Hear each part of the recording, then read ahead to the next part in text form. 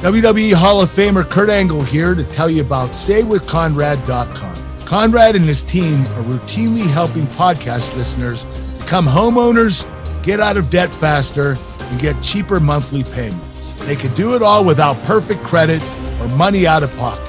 Oh, it's true.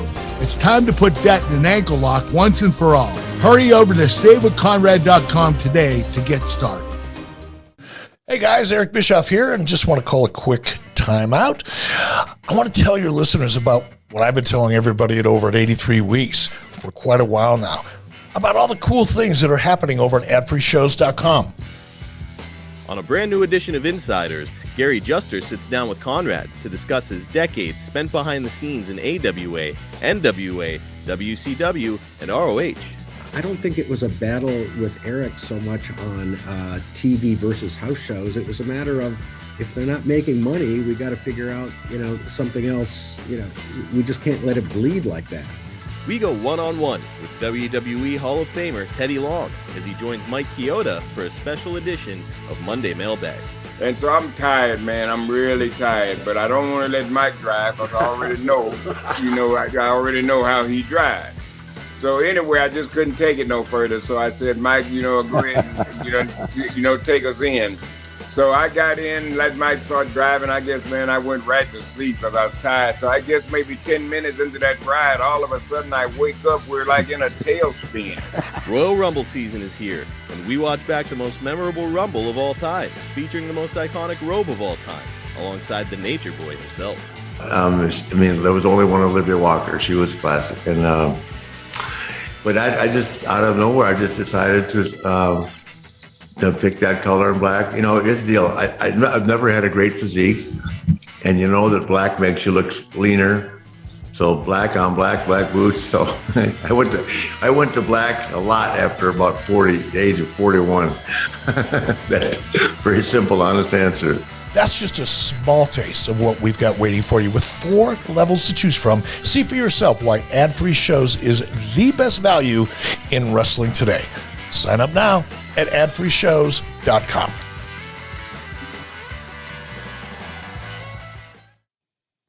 Welcome to WHW Monday. Tony Shiovani and Conrad Thompson. Jim Crockett for Starrcade, 605 NWA, TV title, Cajun Omni, the Bunkhouse Stampede. Flair and Horseman, Garvin, Bogey, Magnum, Dusty, Express Tag Team, Turner, Bond, and Mid-South Joint World Championship Wrestling. Talking about the great years of World Championship Wrestling, the NWA, and Jim Crockett Promotions.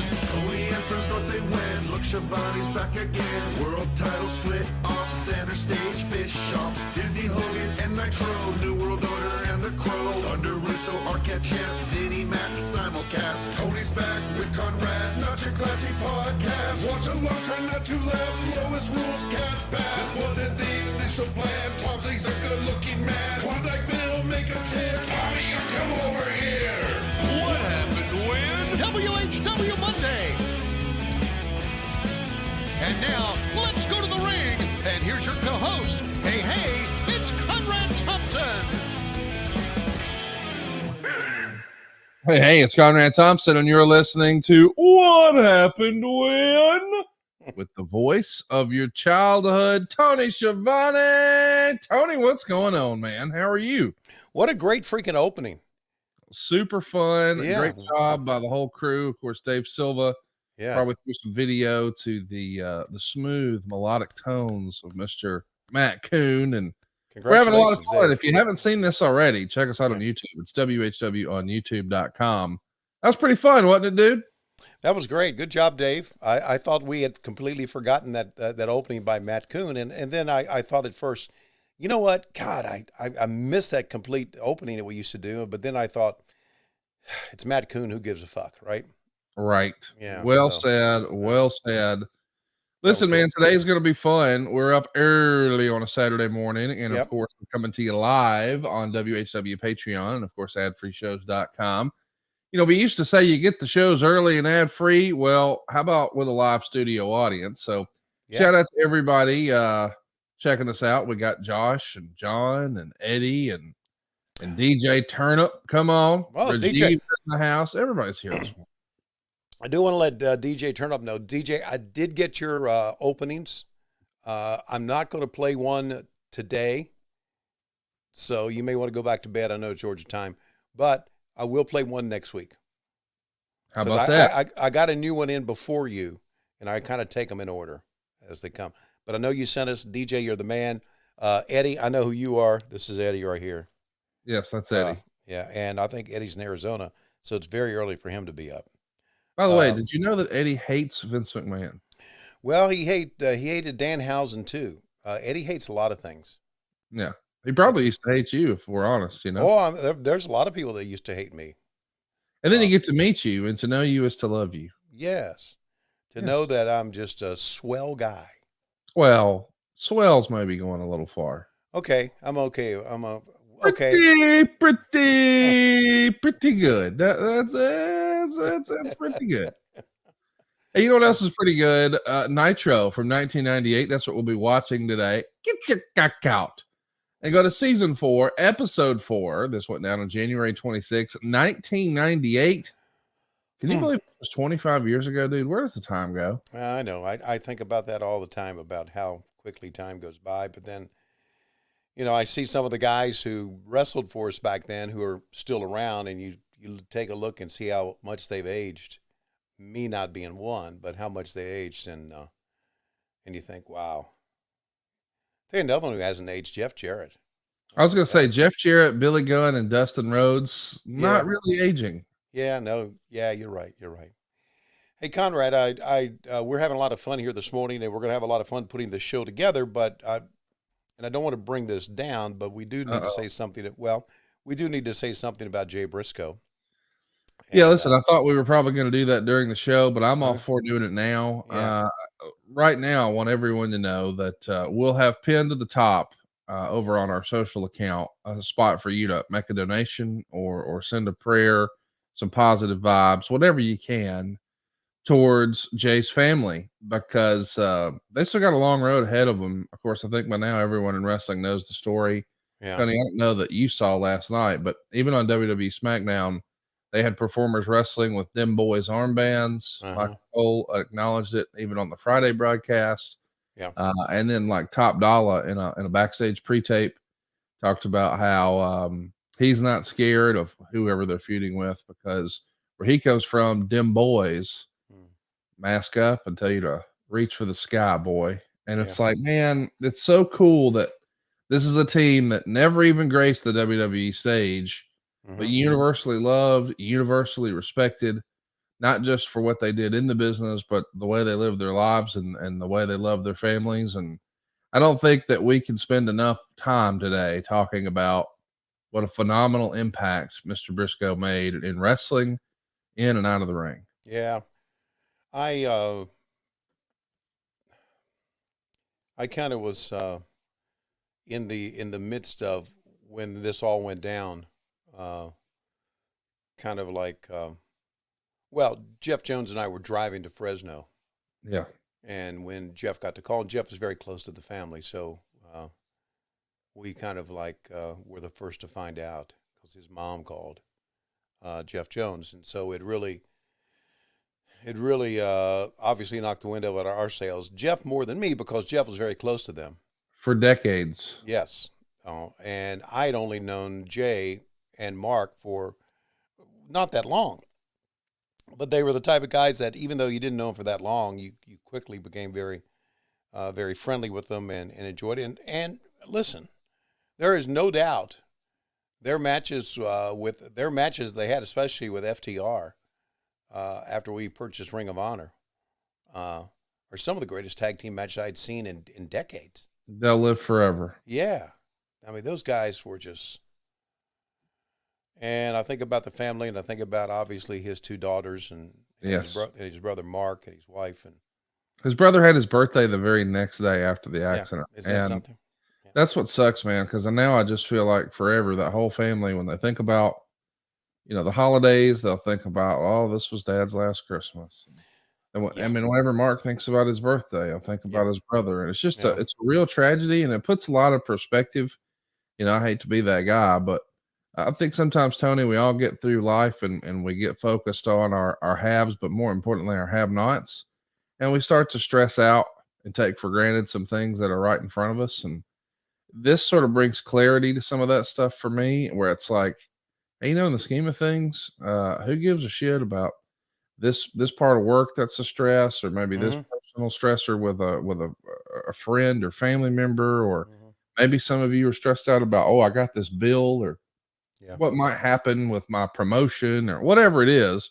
Right. And then you see this, where my man picked the girls up and was taking them to cheerleading practice, and then he never came home. Yeah. And it's just like, okay, in the scheme of things, is any of this stuff in my life that I'm kind of stressing about right now important at all? And the answer is probably not.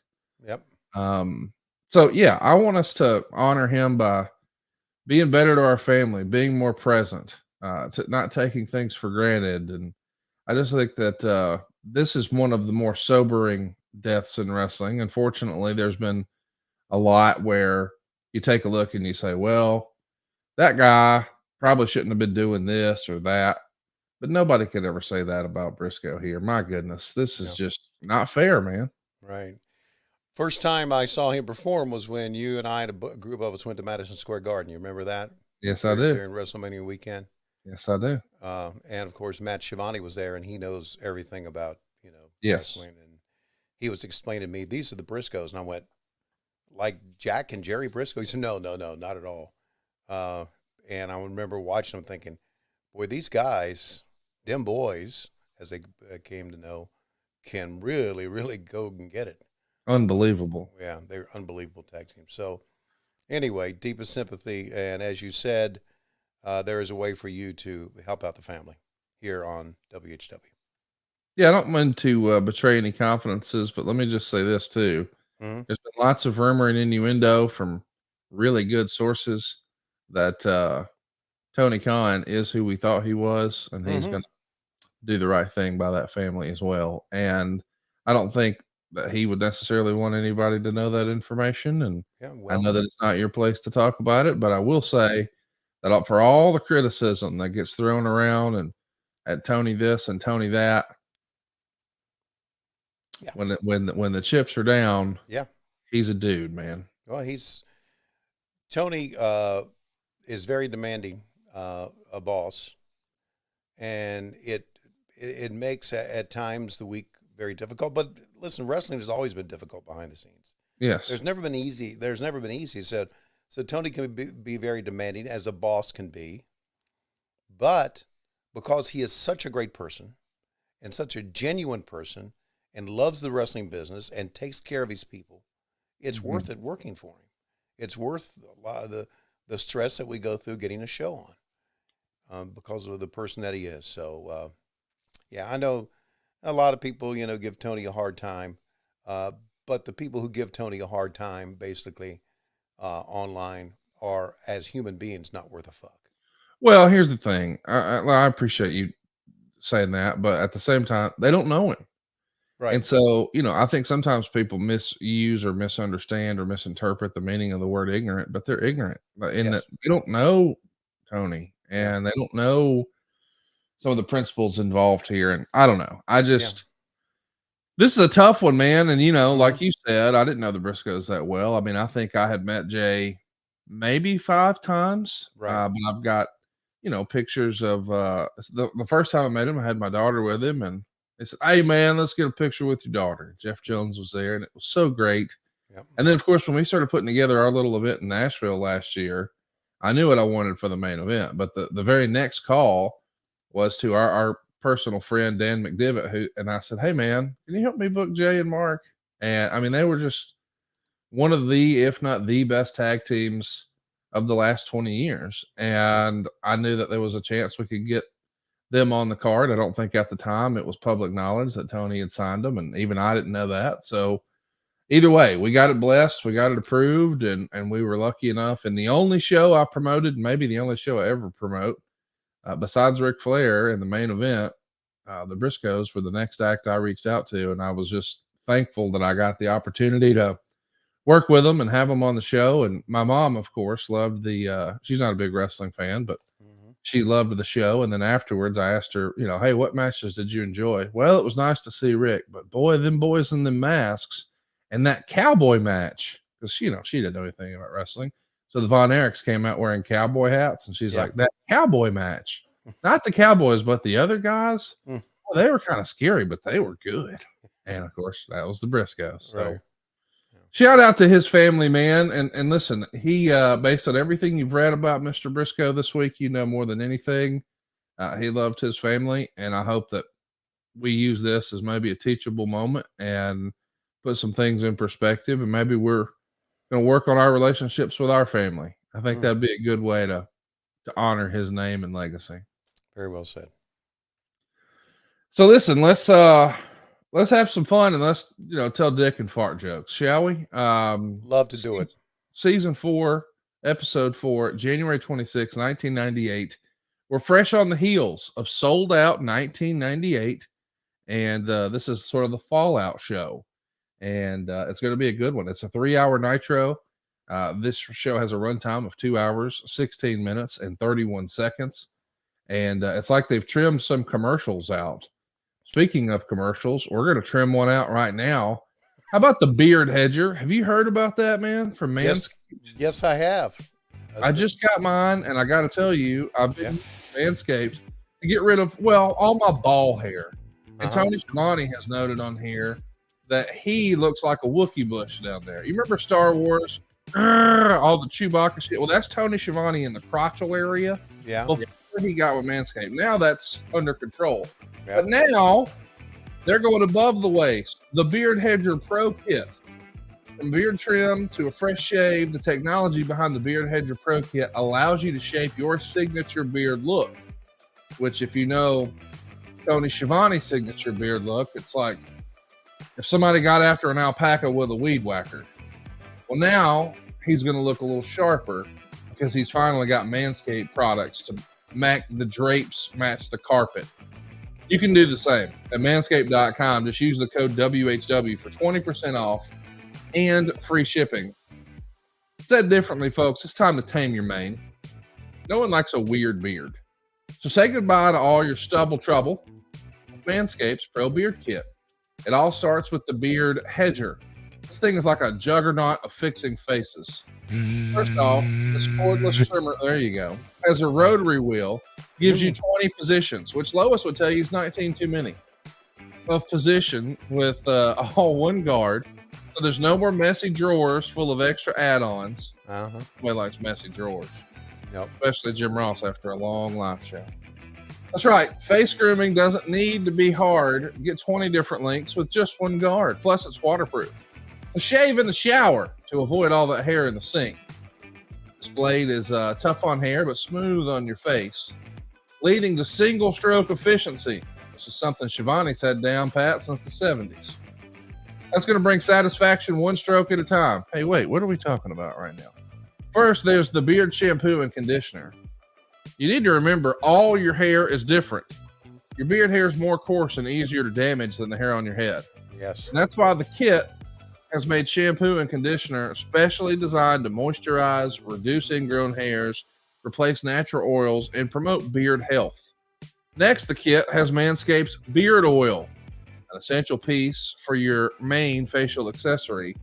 No one wants a guy whose beard is brittle and dry. The oil relieves dryness on the beard and the skin beneath, while adding a little shimmer and shine, making you look extra fine. Now, cap off the kit with the Beard Balm. It's a pomade that shapes, styles, moisturizes, and tames for a sculpted look to attract any fellows or dames. The Pro Beard Kit also comes with 3 free gifts: a beard brush, comb, scissors to ensure your beard is ready to impress. Tony, it's got something for everybody. It's your complete kit, and I think we got a special offer. You think right there, Beard Breaths. Get 20% off and free shipping with the code WHW at manscaped.com. That's 20% off with free shipping at manscaped.com. Use code WHW. Manscaped Beard Hedger. One stroke, one guard, 20 lengths. Buddy, if you think I'm not going to be using single stroke efficiency for the rest of the weekend, you'd be incorrect. I plan to steal that and use that a lot. Without further ado, we're going to season 4, episode 4, January 26, 1998. And Tony, I think we got a slap dick countdown. Gavin has sent us an update of his countdown. Here we go. He said, hey, I forgot to put in play. So I think he redid it. So here we go, Gavin. Tony Shiovani. Bringing some real sporty. You a lie, you a lie, you a lie. My spirit animal is Tony Shiovani. Much love to Medusa's coochie. All the way live. Fuck disco inferno, eating a sandwich at a Sapphire Shoe Show. You can eat almost anything if only you get past the smell. Roll Tide. If a lake house goose gets loose, Tony shits his pants and runs. No point in debating, no one boils water quite like mine. 5, 4, 3, 2, 1. Now press play. Well done, sir. Yep. This man, Hogan and Sting at Super Brawl, you're going head to head. I don't care if it takes all night long. You're going to fight until we find out who the real heavyweight champion of the world is. Now, Tony, you may have noticed there, it said January 24th, and we're watching this show on January 26th. So the pay-per-view sold out in 1998 was indeed a Saturday night pay-per-view. Do you remember why? I do not remember why, of course. The Super Bowl was the next day, the 25th. You didn't want to compete with the Super Bowl. Very, very cool. For the very first time, and we are sold out in Fort Wayne. Ladies and gentlemen, we welcome you to 3 solid hours of WCW wrestling action. This is Monday Nitro from Fort Wayne and the Allen County Memorial Coliseum. Tony Shiovani, the brain Bobby Heenan, and the one and only living legend Larry Zbyszko. And boy, oh boy, do we have a lot going on tonight. Some of the greatest wrestling action in the world, combined with some startling footage of what went down at Sold Out just 2 days ago, combined with a major announcement. And hi, once again, everyone. And Brain, we saw at the top of the program the announcement from Rowdy Piper. Hollywood Hogan and Sting will battle to decide once and for all who the world champion is. All right, Tony, we're still knee deep in sort of Starrcade fallout. We're setting up the Super Brawl pay-per-view in February, which has always been a big show for you guys, and that's where we're gonna maybe go ahead and put a button on all this world title nonsense. I mean, listen, I understand in wrestling, you just when something's working, you just continue to beat it like a drum, and that's certainly what's happening here. In hindsight, I don't necessarily hate the idea of doing return matches and rematches with Sting and Hogan, but I do wish that maybe we had a little less convoluted finish at Starrcade. Maybe that's why we kept doing the rematch, because we knew we'd fucked up so many times. Yeah. And let's finally give them something, which we did, I guess. This is, we have, you and I have gone back and taken a look at this era, this exact time, many, many times. And the more I look at it, the more discouraged I get about what we were and what we had done. I just don't get why. And I guess we've learned from our mistakes. The wrestling business has, maybe, I don't know. But I can't believe we let all this happen.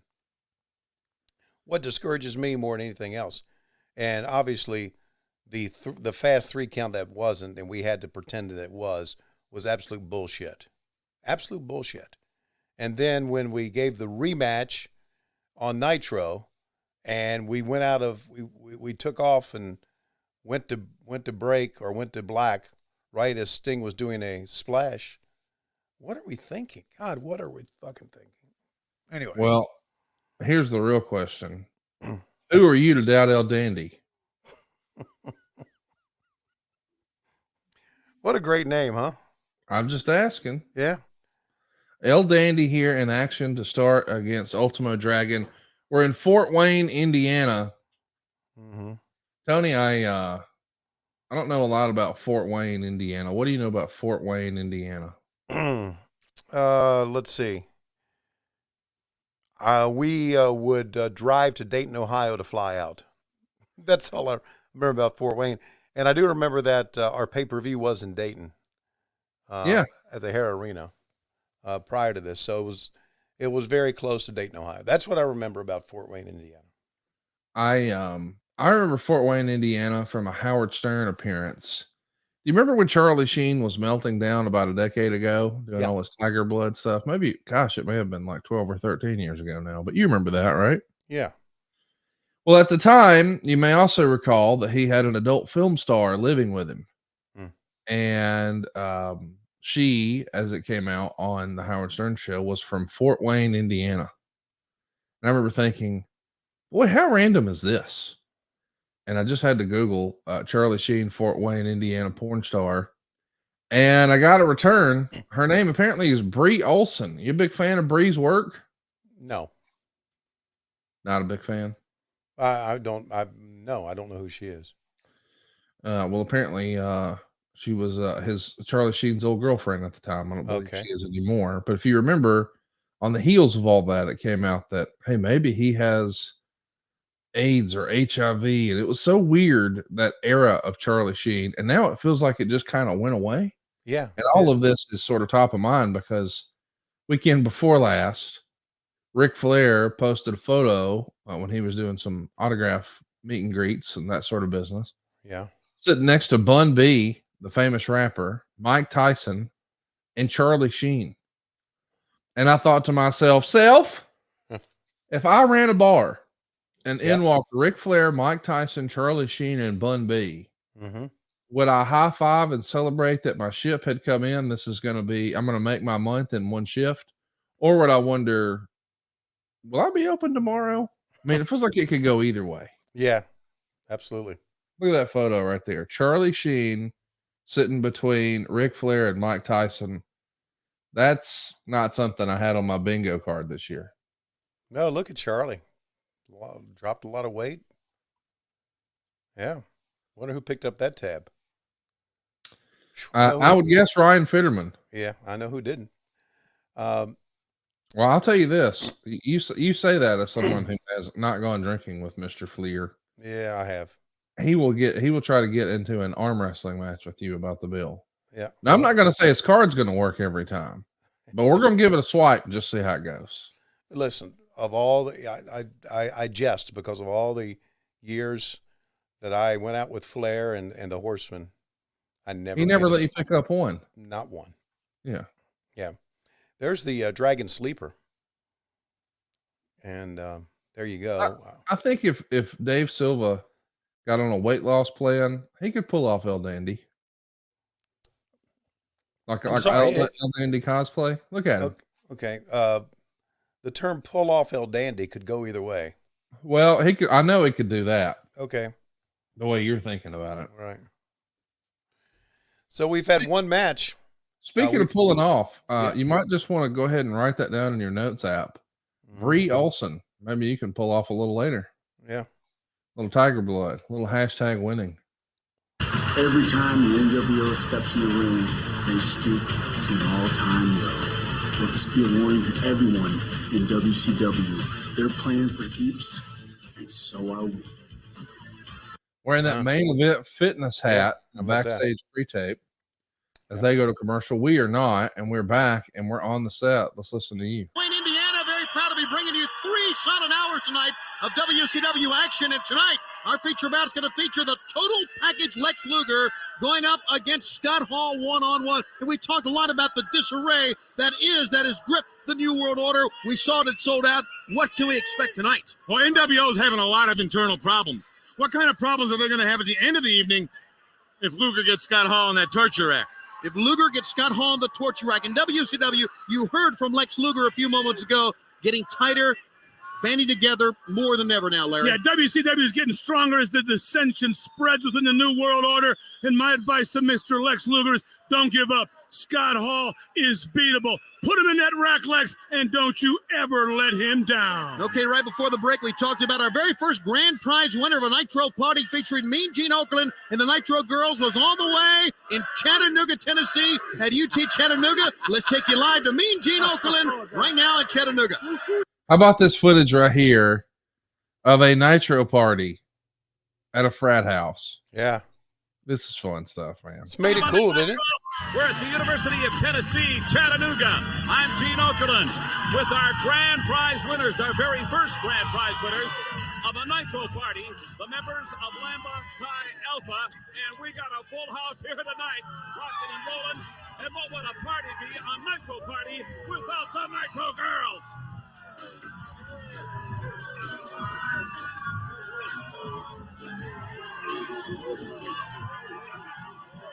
Oh, yeah! Huh. Is this unbelievable? The Nitro Girls are shaking their thing. Hey, let's go inside. We've got full screen television here as everybody looks at this. Can you believe it?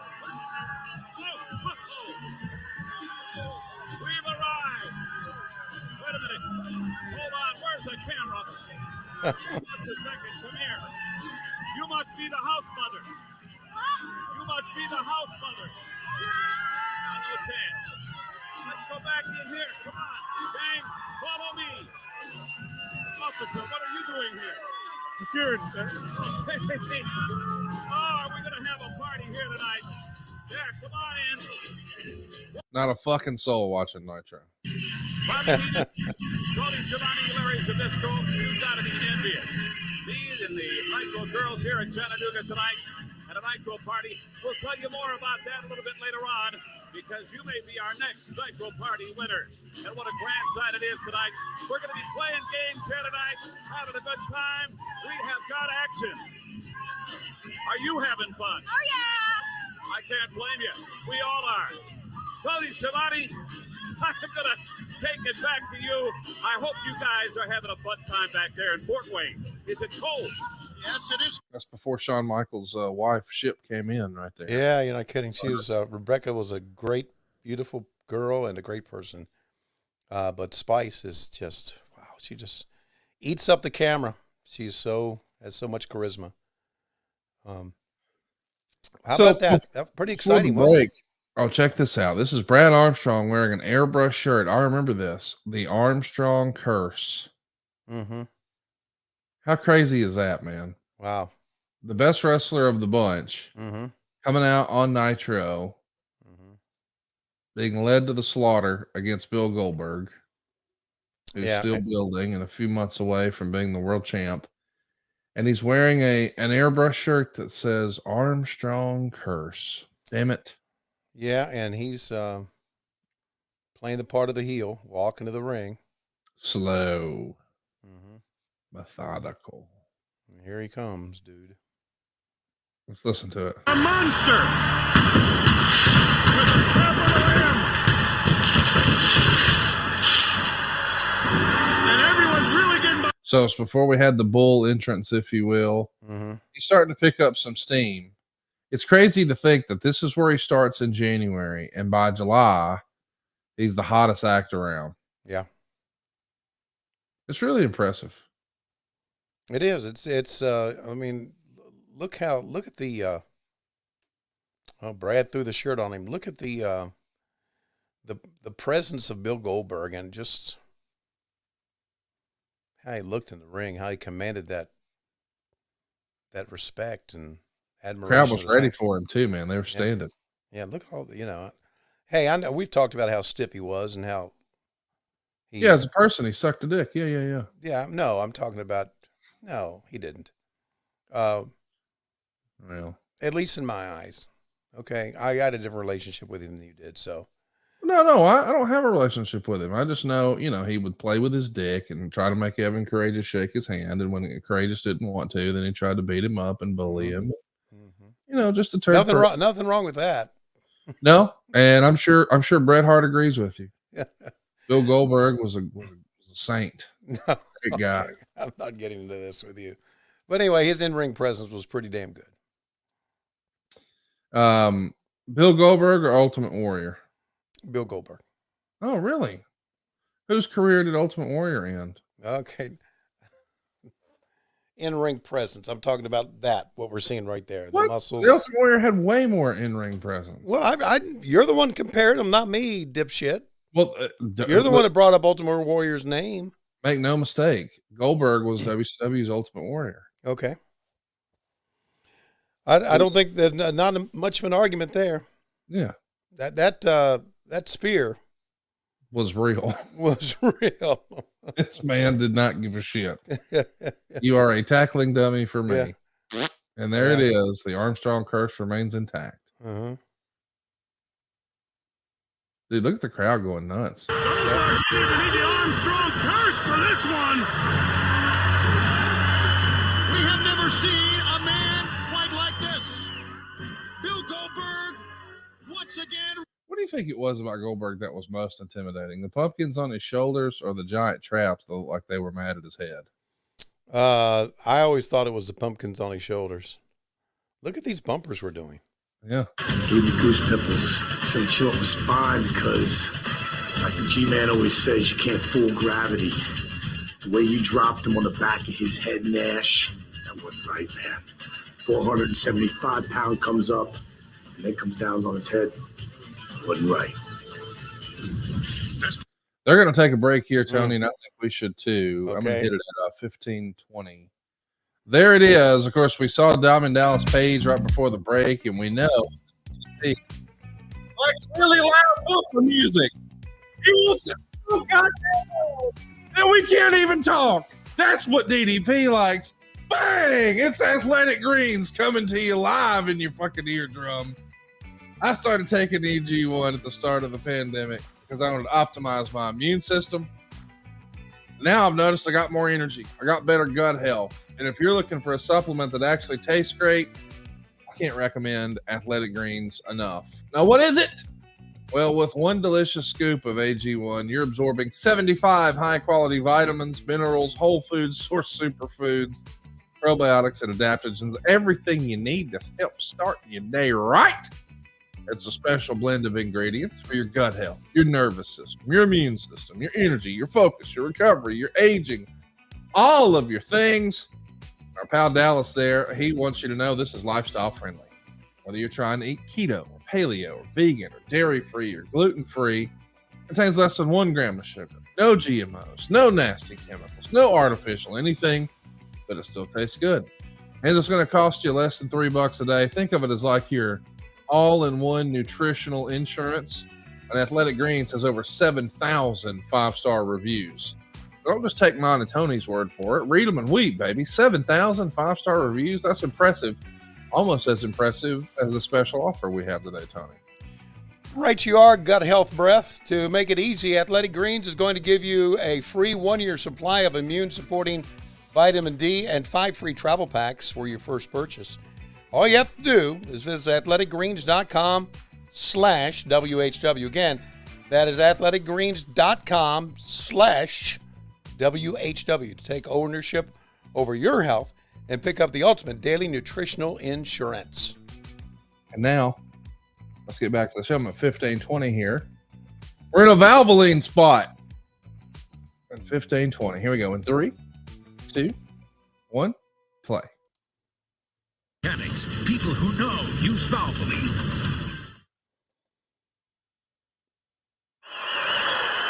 And welcome back, everyone, to Nitro. This past Saturday at Sold Out, we finally saw the matchup of the two biggest athletes in professional wrestling, the Giant versus Kevin Nash. And now we have exclusive footage from this past Saturday at Sold Out. Let's go to the footage. So here's the botched powerbomb. Oh. Down goes the Giant. Of course, there was lots of criticism about the Giant's weight. And apparently Kevin Nash had done this spot once before. But by the time they did it here, I guess, as Nash would say, Giant had put on a few LBs and it was harder to get his arms around him and get the leverage up, and it didn't work. And down went the Giant, and man, it looked bad. Yeah. And you see, it looks like Giant's trying to help him, but he just doesn't up and over. And I think some of that is just because of the length between the torso. I could be wrong, but yeah, the Giant even did a little jackknife for him there. He's trying. Yeah. It's hard when you're damn, largest athlete in the world. I don't know. Let's listen to JJ. Really? Over this. Yeah. Okay. Stan, you have a statement to make. Mike, one of my closest friends for many, many years is none other than the enforcer, Arn Anderson. And as we all know, Arn Anderson had neck surgery this past year. And when the operation was over, the doctors, in effect, told him that his career was over. And that might have been an opportune time for WCW and wrestling in general to look at our practices and look at our rules. But it seems that it always takes a single tragic incident to really focus on a particular situation. And anyone that was in Dayton or that watched Sold Out on pay-per-view knows exactly what I'm talking about. And the Giant is a prime example that with each passing year and with each generation, athletes in general, with all sports, they're bigger, they're faster, they're stronger, they're more powerful. And other sports have attempted to make adjustments in their rules to try and compensate for the bigger, more powerful athlete of the 90s. Okay, we get it. Get to your point. Get to your freaking point. With football, they've stopped the spearing with the helmets. And here, with all the technology of developing the modern football helmet, when the Giant or any wrestler goes in the ring, they don't have the benefit of protective pads or helmets. They don't? I really hope to come out here tonight and have some kind of an update on the Giant, but some tests performed and the results aren't back, and there's more tests being called for. And really the people, Mike, that are closest to him are being very tight-lipped about the situation. And I just sense that really it doesn't look very good. But the time has come for WCW to take some action. So effective immediately, right now, the jackknife powerbomb or any version of it is now barred at WCW.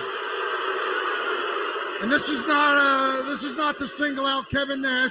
I'm talking about any wrestler that attempts to execute the jackknife powerbomb or any version of it. And any wrestler that uses it will be disqualified, will be fined, and I'm talking about a substantial fine. And Kevin Nash, if you ever attempt to execute that move again on another wrestler, WCW will have you not only fined and disqualified in the match, but we'll have you escorted out of the building, and WCW will explore the possibilities of criminal prosecution. The message has been sent loud and clear to Kevin Nash and all the wrestlers in the NWO and WCW. Tony, back to you. Well, Mike, that's quite a statement. Well, I'm glad we listened to that whole thing because now we know that I can't believe this is real, but it feels as if that damn move is banned. Yeah, feels that way, doesn't it? I loved how the fans were, some fan was screaming, "Get to the point!" Well, I mean, shit, we're here to watch wrestling, not have him explain an insurance conference. Not him tell us. And in pro wrestling, there are no pads. There's no helmet. It's like, really? Oh, really? I fucking duh. Well, there could be. Yeah. There has been. As a matter of fact, Norman Smiley. Well, there you go. He'd come out there with all kinds of shit on. Well, there's a sign. Somebody is gay sign. Well, take that down. We were big time in the sign era here, weren't we? Oh, big time. Wow. Oh, look at this motherfucker right here. Yeah, man. By the way, if this guy shows up at your local bar Yep. looking like this with that kind of haircut, just leave him the fuck alone. Yeah. Like a guy who has no sideburns like that, but a Kentucky waterfall past his ass. Yep. Just, he don't give a shit about nothing. Nope. So it would behoove you to mind your P's and Q's. Legit, he was a legit Bright guy. eyes. Yeah, he was. Right. Well, he looks like somebody's dad right there. Speaking of dads, I unfortunately had to go to dinner with my family last night. Yeah. It was my sister celebrating a birthday. They're going out of town, my parents and my sister, for her birthday. It comes up next week. And before they got out of Dodge, I said, well, hey, we should all go do dinner or something. So, of course, my sister wanted to eat at an Italian restaurant in the mall, which tells you how good it was. And we get in there, and my dad, Lord bless him, you know my dad, he's a country gentleman. Yes, country gentleman is a very good way to describe him. My dad, when he goes to a restaurant, would like to eat your steak. He might eat your pork chop, and he'd be interested in your chicken. And now he finds himself at an Italian restaurant, and my wife orders the grilled chicken salad, extra grilled chicken. My sister orders bolognese. My mom orders bolognese. And I'm like, Dad, what do you want? He goes, come back to me. So I say chicken Parmesan, and my sister goes, Dad, that would be something good for you. And my dad says, I think I'm going to have, in the next two words that fell out of his mouth, I would have never predicted ever in a million years. My dad said, I'll have the shrimp scampi. And my entire family turned and looked at my dad like, are you okay? Did you become a 65-year-old woman at the goddamn Red Lobster? Shrimp scampi. What the fuck? So as soon as the waitress writes it down and walks away, I said, are you all right? And he goes, yeah, son, I like shrimp. I'm like, okay. Yeah. And I said, hey, no answer. Sister, would you have ever in a million? She goes, nope, never heard it before. Wouldn't have expected it. I asked my wife, and she's like, leave him alone. I was like, okay. Mom, have you ever? She goes, I don't know what the hell's going on. And when they sit it down in front of my dad, we're all just looking at Dad, waiting on him to acknowledge I've made a huge mistake. Yeah. And they sit down a giant bowl of noodles and shrimp on top. And he just looks at all of us like, and I go, looks a little different than it does down at the fucking Red Lobster, doesn't it? Because he thought they were going to bring him one of those little plates that they just slid in the oven that's still like sizzling in the oil and shit, like it's Red Lobster. Right. Like, that's not what this is, Dad. Yeah. Anyway, he powered through, and I made sure to cut my chicken Parmesan in half and put it on his little bread plate. And I said, I know you're going to say you don't want it, but I'm just going to leave this right here for you. And then, of course, after he ate his 5 shrimp or whatever it was and didn't touch the other bullshit, he ate his chicken. And how was it? Oh, it was good. I'd order it again. You lying motherfucker. No, you wouldn't. Shrimp scampi. I thought that was reserved for people who looked like they were an extra on Golden Girls. Who's ordering shrimp scampi at an Italian restaurant? No one that's not wearing a skirt. That's what I'm saying. Yeah. Like, dude, what do you want him to get you a chocolate martini while she's back there? Well, you know, you should leave your dad alone. He's a good man. No, he's not. He gives me shit every day. I give him shit. He's the reason I am the way I am. I can see that. It's his fault, you see. Yeah. We played cards the other day, and Megan gets uncomfortable because me and Dad just talk shit to each other the entire time. Wow. And we're both heels where, like, if I lose, I'll never acknowledge that I lost and pretend like it never happened, and him too. Which Hulk Hogan had down pat here in 1998, by the way, with the NWO. Yeah.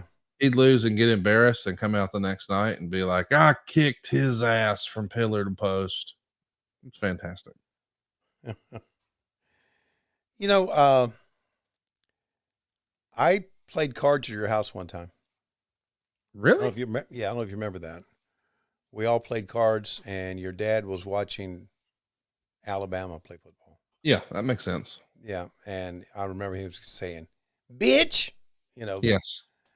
And then he got up. I remember him getting up, and he walked towards the card table. He said, now your ass is mine, fella. And I went, I've had enough. And I walked on him. I didn't want to get involved in that, because it seemed like when it came to playing cards, that Larry Thompson was serious. He's serious at everything. He's super competitive at everything. My sister got me a chess set for Christmas. She did, and it also came with checkers. So Dad goes, "Let's play checkers," and I'm like, "Is there a weight at the Cracker Barrel? What do you mean, let's play checkers?" But we did. Yeah. And my dad was hyper competitive to the point where I won, and he immediately wanted a rematch. We had to keep going until he won. So yeah, he is the reason I am the way that I am. And I wonder if he too could pull off El Dandy, because you've been pretty. Actually, that might even be a shirt over at lowestrules.com. Have you seen some of the silly shirts we've got over there at lowestrules.com right now? I've not. There's a lot of them. A lot of silly stuff over at lowestrules.com. I want to tell you this. I've been meaning to tell you this.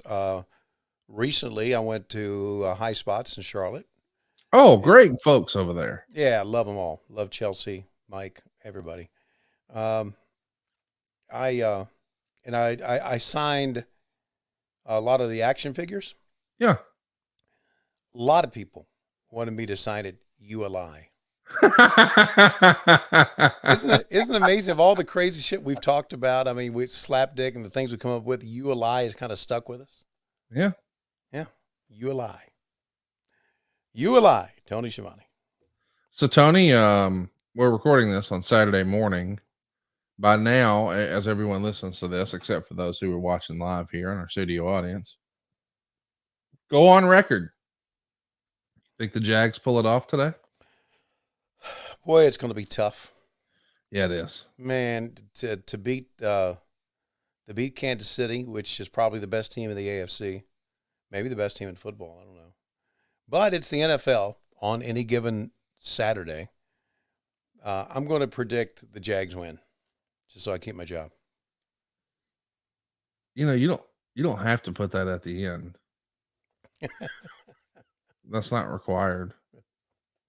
Well, if I say otherwise, some jack off with a website who's never been a journalist in his life will put it as a headline. So it's funny because when I was asking my dad before he got out of Dodge, in between bites of the shrimp scampi, I was asking him, "Hey, who do you think's going to win this weekend?" And so he went through all of his picks. And when he was finished, he said, "What about you?" As we're going through, my wife goes, "Don't say the Jaguars."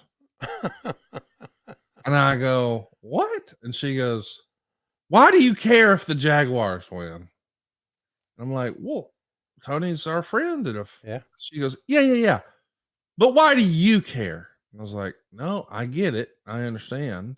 She goes, "What are you going to do? Go down to Jacksonville and get your mark picture with the belt, with the title or with the trophy?" And I was like, "Well, I hadn't thought of that, but that does sound like a very good idea."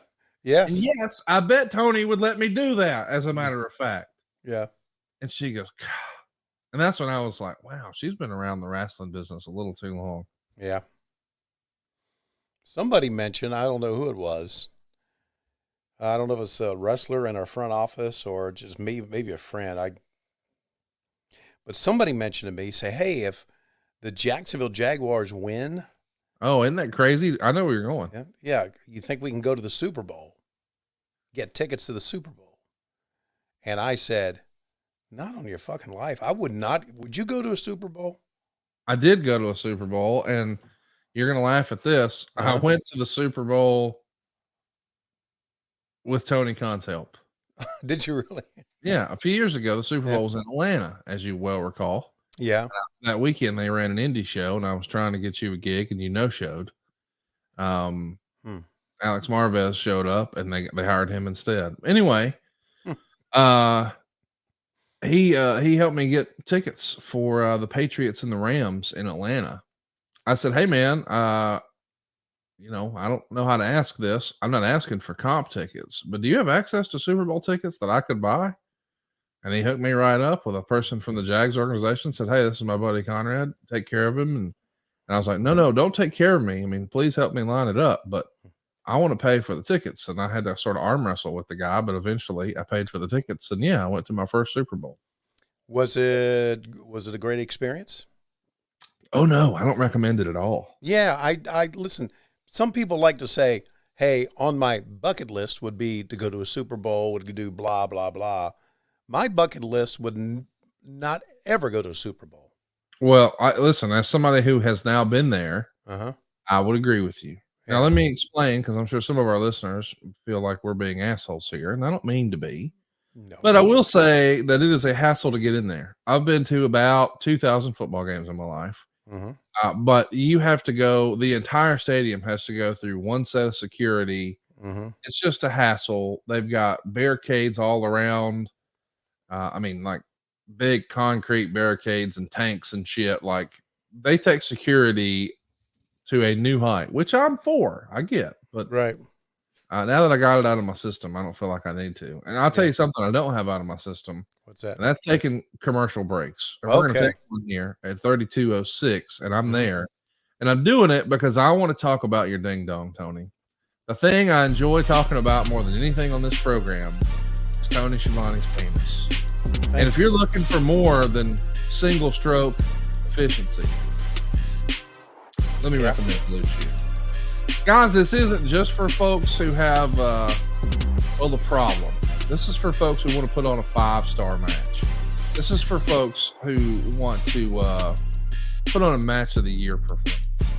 BlueChew is a unique online service that delivers the same active ingredients as Viagra and Cialis, but in chewable form and a fraction of the cost. Take them anytime, day or night. You can plan ahead or be ready whenever an opportunity arises.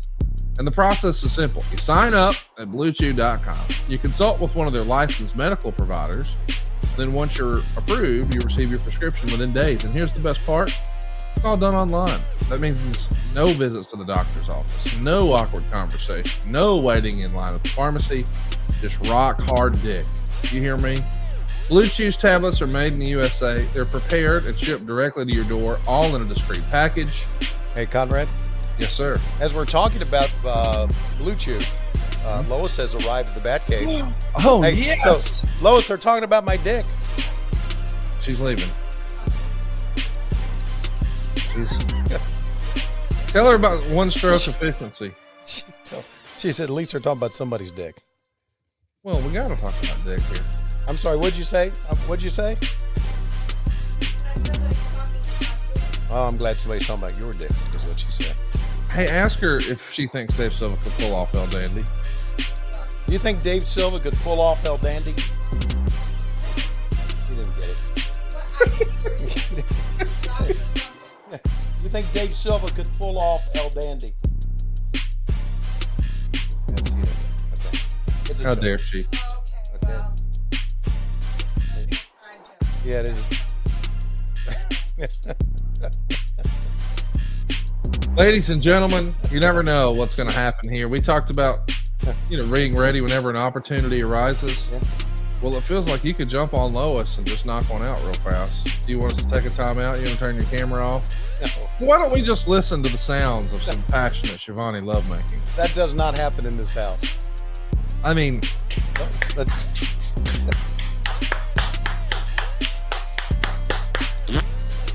That sounds like somebody making a hamburger pan.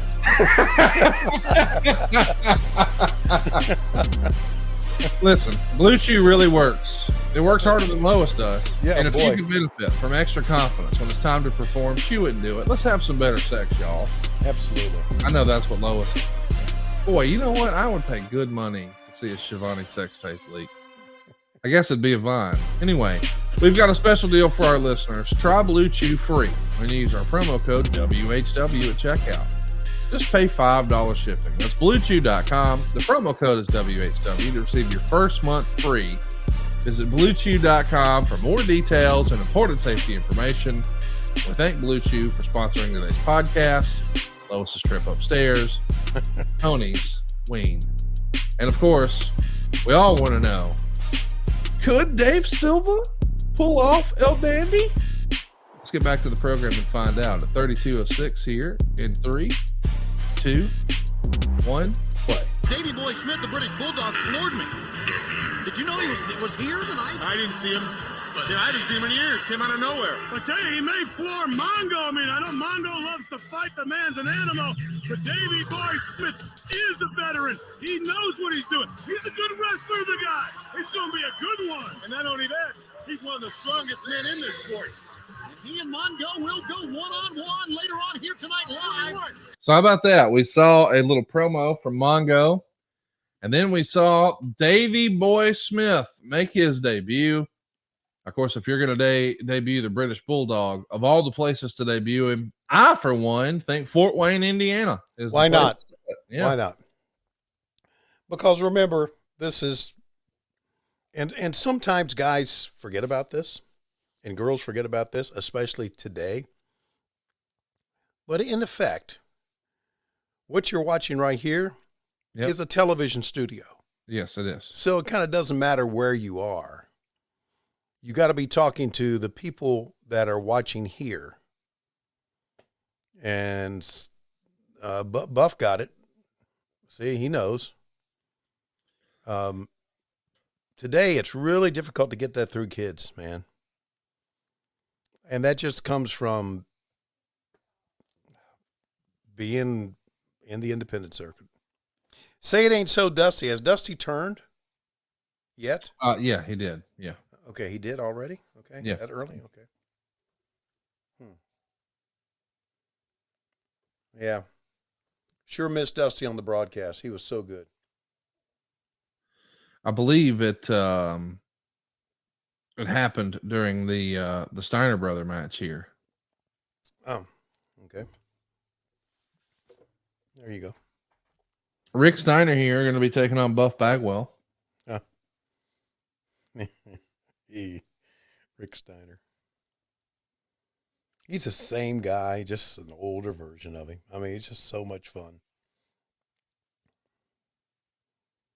Talking to me, I went to and this was last year, but went to the South Carolina Comic-Con. And I also saw him at Starrcade. Look at that back body drop. But, you know, as he's talking to you, he's putting a dip in. I'm thinking, there he is. Rick Steiner.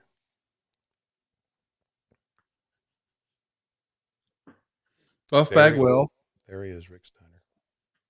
Going to be one of wrestling's next great success stories. I'm happy for Buff, man. He's turned it around, dude. I am too. The impact that DDP has had on people's lives, immeasurable. All right, that was the word I was going to use, immeasurable. Yeah. But yeah, and Buff Bagwell is another success story. I mean, listen, Buff back then looked like $1 million, man. Oh, remember, yeah. Remember he first started, Marcus Alexander Bagwell, and I had that beautifully coiffed hair. I do. And just was a handsome kid. He had so much potential, man. Then of course we put his mom on a pole. Well, a lot of moms have been on poles. Just I tossed that softball way up in the air for you on that one, didn't I? By the way, there's we got Top Guy Weekend. Yeah. And our Low Key Big Hog Weekend coming up here in June. I have it on good authority. There are multiple places here in town where you can see moms on poles. If you want to honor Vince Russo and do that, you can. Well, you know what? Got to make a living somehow, right? Buddy, I support them. I bet you do. With GCW in town tonight, I'm subject to make a donation tonight. I don't know. GCW's in town tonight? Game Changer Wrestling here in Huntsville, Alabama this evening. And they were in Charlotte last night. Yeah, Salisbury. I think right outside of Salisbury or somewhere. Yeah. I find it interesting that I forget how many local wrestling friends I have until a wrestling show comes to town, and I get about 17 requests for tickets. Wow. Which is going to be fun. We're going to do a little pre-gaming at the Boot today, and they're going to have a record Saturday. Wow. Let me just say that. Pre-game at the Boot. Hey, I want to mention Buff Bagwell. Something that was pointed out to me that I never really put two and two together on. Yep. You know, when this cat was born was 1970. That means that when WCW went under, my man was 30 or 31 at the oldest. Think about that. Yeah. At 30, after he had accomplished all of that stuff in WCW, his wrestling career was effectively over on a national stage at 30 or 31 years old. Wow. How's that possible?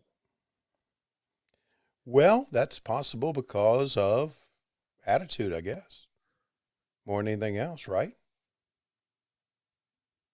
Well, I don't know about that. He thinks it's Jim Ross and computers. We'll have to ask him about it one day. Yeah, maybe so. Jim Ross and computers. Okay. Yeah. So he still blames Jim Ross for the end of his career. Well, I don't know now that he's clean and sober, Right. but you know, Well, once upon a time, that was JR was the way felt. Was the head of talent relations back then. Yes. Right. And there's a narrative out there that maybe wasn't fair, and it was repeated. And I don't know. Here's what I know though: 30, 31. What? Yeah, I know. Awfully early, man. Yeah, which means he's like 28, 27 here. Wow. How about Rick kicking out? He didn't really kick out. He just kind of leaned out. Let me give you this perspective. Sammy Guevara's 29. Wow. Right? Yep. I mean, yeah, I got you. Awfully early, brother. Oh, it is. My gosh. Darby Allin's 30. So it'd be like if Darby Allin was like, that's it, I'm done wrestling. What? No, you got too much time left. Yeah, look at the guys that we have are much older than 30 or, you know, having great careers. Hey, man, I don't believe this is the moment where Buff gets hurt. But if you saw the way he took that Bulldog, he took it the exact same way where he is going to get hurt in the coming months. Maybe I think that happened in 98. It might have even happened in February. Boy, Scott Steiner was brutal with that referee there. Yeah, that's Mickey J. Mickey J trying to be a ref, but he is scared shitless right now, buddy. Well, wouldn't you be? Yeah. Me, yeah. I pissed off Scott Steiner. Fuck, he forgets. Hey, man, I'm on your side. And he had the pin in the 1, 2, 3. Well, Scott, his brother, cost him the disqualification. Yeah, but he just came down and hit Vincent outside. Vincent tripped him. Yeah, but he threw him in the ring and then followed him in, I think. And how crazy you one man did. He told DiBiase, you can hear clearly that he told DiBiase, hey, pay the man. Well, he's got the money. I hate referees. They're incompetent and they're stupid. $5,000 coming out of his pocket. I'm not paying that. We'll be back on nuts. Live on night. All right, so we're teasing the Steiner brother breakup. That has not yet happened. So I guess the whole Dusty turn happened during the oh, that's right. He was in Larry Zbyszko's corner. That's what it was. Right. It was one of those deals where Larry Zbyszko wrestled Scott Hall the 2 nights prior. Louis Spicoli was with Scott Hall. Dusty Rhodes was with Larry Zbyszko. And ta-da, Dusty's now part of the NWO. So you're starting your second hour here. And we get a little fireworks show, which is probably the type of display that you guys did in Georgia when the Bulldogs won their second straight national championship. Yeah, how about that? They didn't just win it. Can I just ask you this? I'm not even saying this to be a shit disturber, but you don't believe me or trust me or love me at all. I know that, or you would have come to my wedding. But have you noticed? I'm just throwing it out here now. Have you noticed when you left the Atlanta Braves, they won the World Series? And when you left the Georgia Bulldogs, they won not one, but 2 national championships? Yeah. I guess if you're thinking what I'm thinking, and I'm thinking what you're thinking, I'm thinking Tony Khan probably needs you to get the fuck out of AEW so they can start dominating WWE. Well, I mean, you could take it a step further, and I know you probably would or should. I was there when Jim Crockett Promotions went out of business and when WCW went out of business. Well, listen, and in Gunnersville, we would call that country math. And we would say, if Tony Schiavone's a big part of your organization, you go out of business. Or you get rid of Tony Schiavone and immediately win the world championship. multiple times. Hmm. And to me, that's kind of an easy choice. I go Tony Schiavone every time.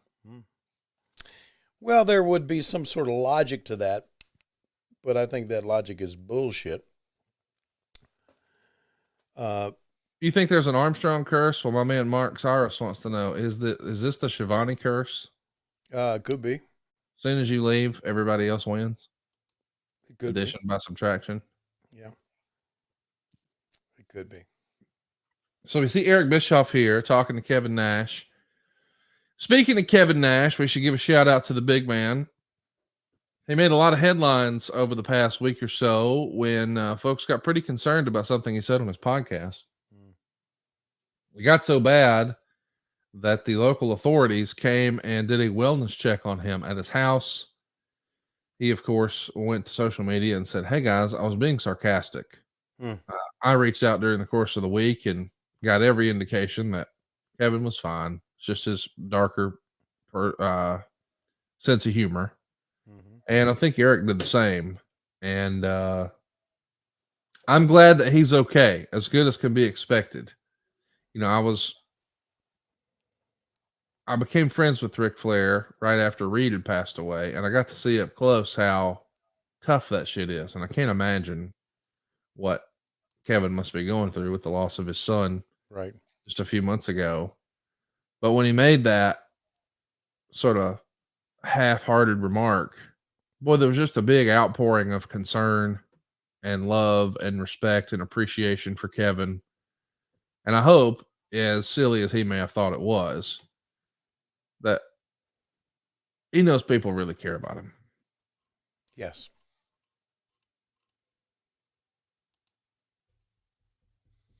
Hey, Thanks I just, participating.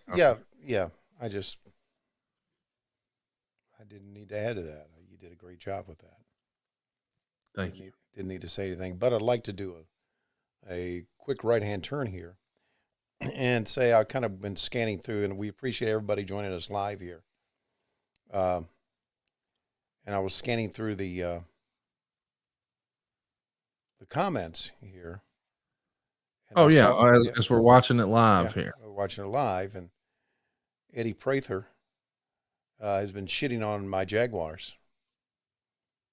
Eddie, I'll kick your ass out of Low-Key Big Hog. We will prevent you from coming to Top Guy Weekend. Okay? Oh, I love you're taking it so seriously. Yes, we will, Eddie. You watch your mouth around here, Eddie. God damn you watch it. your damn mouth around here, Eddie. All right? We'll send your Arizona ass back to wherever it came from. All right? If you do it anymore, you better apologize for them Jacksonville Jaguar comments you made. All right.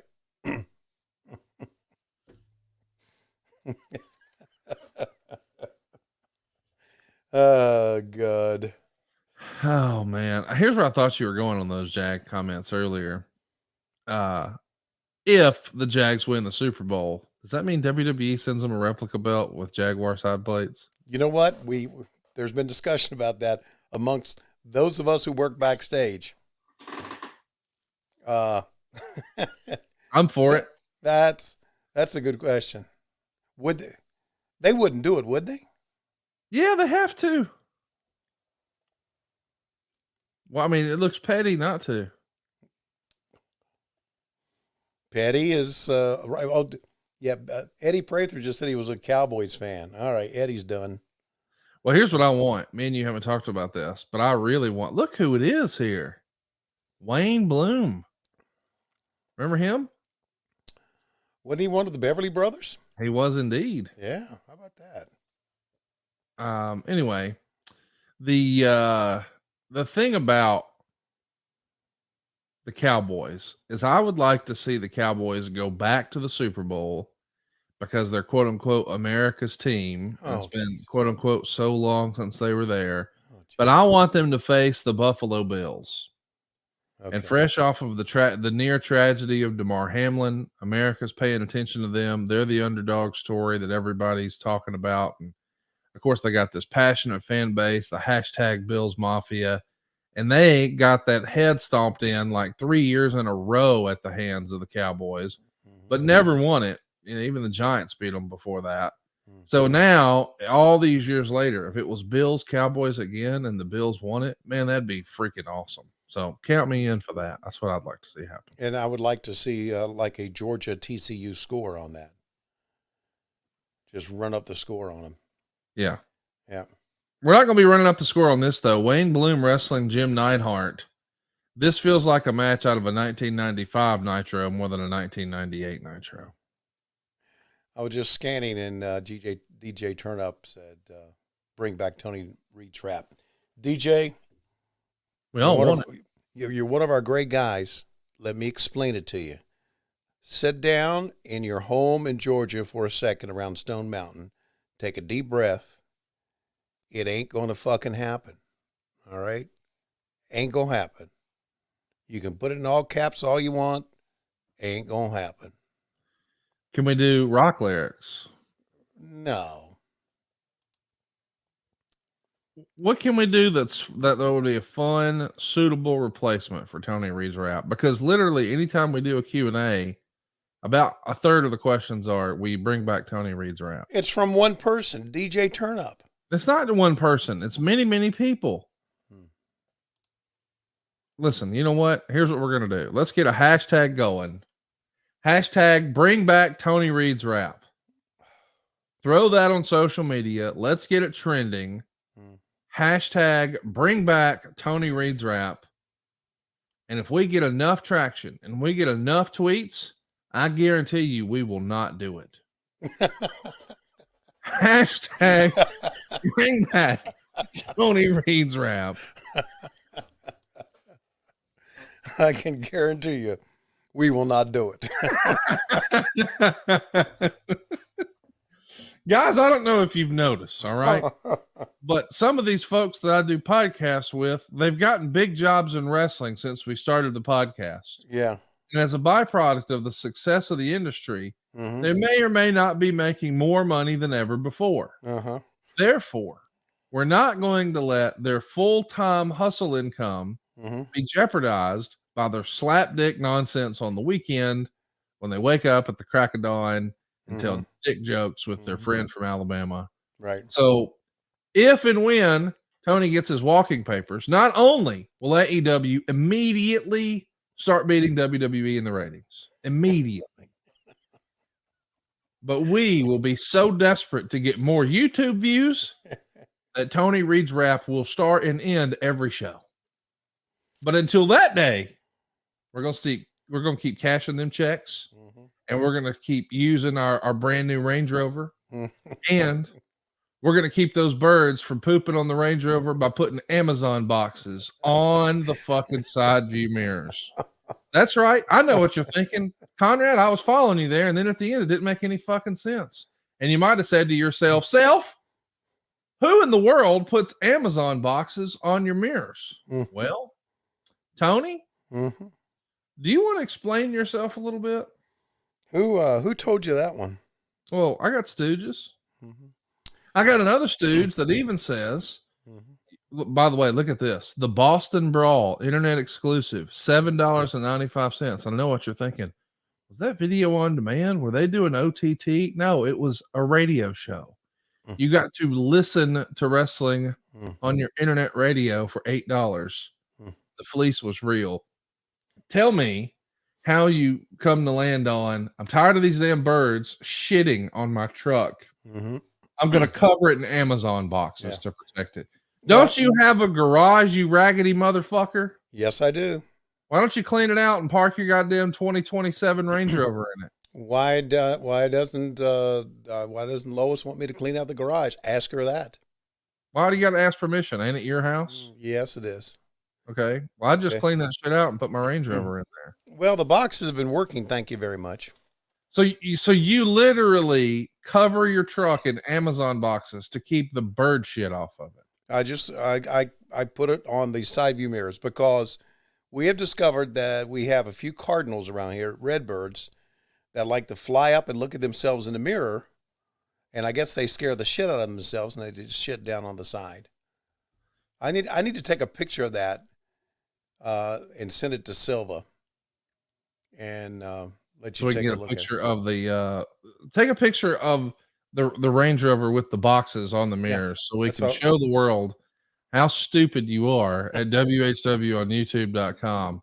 I want to remind everybody, Tony Schiavone lives in a $1 million mansion in the suburbs of Atlanta, and he has a 9-car garage, and it is filled to the brim with sewing bullshit. And as such, Tony can't pull his brand new 2027, still got the stickers on it. There you go. As you see, Dave Silva, hashtag rich stupid motherfucker. He put Amazon boxes on his truck. Now, here's the best part of my little stooge off that I got the other day when I got this call. Okay. It wasn't even that you cover your own truck in Amazon boxes. It was that, and we've established this before, it's even become wrestling legend. Your seat has to be a little higher. And other people would say, well, he just wanted to be higher than me. No, because Tony is a wee man. And because Tony is a wee man, his little feet go wee, wee, wee, and they dangle. It's all okay. I got you now when you're saying wee man.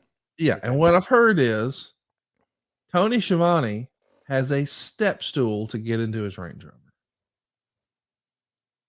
That's not true. That's not what I heard. Mm-hmm. I was told that you and other members of your family have trouble climbing up in that truck, you goddamn hillbilly redneck. Here's what I know about Tony Schiavone. Oh, Jesus Christ. He's lost his way. Because back in the day, back before he was a world famous television celebrity again, we were doing live shows all around this country. And Tony got so comfortable, he wanted to go out and open up and do about 15 minutes of stand up. And about half of that routine was motherfucking people like Tony Schiavone today who drove trucks. And now he's one of those guys who drives trucks. That he needs a step stool. No, hang on. Put the birds to shit on. No, hang on. A Range Rover is not a truck, you stupid motherfucker. Okay. It's an SUV. Okay. Okay. So don't miss. No. So you never refer to your SUV as your truck? Nope. You never say, honey, let's go get in the truck. You say, honey, let's go get in the SUV. Oh, no, I say, honey, let's go get in the Range Rover. Oh, yeah. Well, of course. That makes all the sense in the world. Look at you. The Range Rover. Can't hide money.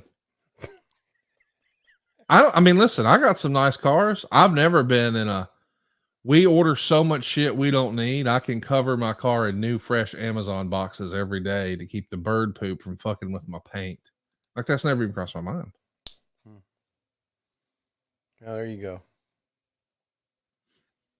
What you gonna do? Okay, so here's I'm gonna send Dave Silva the shot of my Range Rover. With and without the boxes? Yeah, with the boxes on it. Okay. And so I hope you guys enjoy it. And I don't know why I'm doing this, I guess, so you can give me shit. Yes. Okay. But anyway. But you can, it's like, and Lois's car is there too, and you can't see it from this picture, okay? But she has bird shit all over her car. Well, she don't care. Apparently not. We have a 2-car garage. We have a 2-fucking-car garage. I wish I had a 2-car garage filled with treasures that were more valuable than my Range Rover. I'm just asking, what are the contents of your garage? We have a lot of stuff from the attic upstairs that we brought down to the garage. And we thought,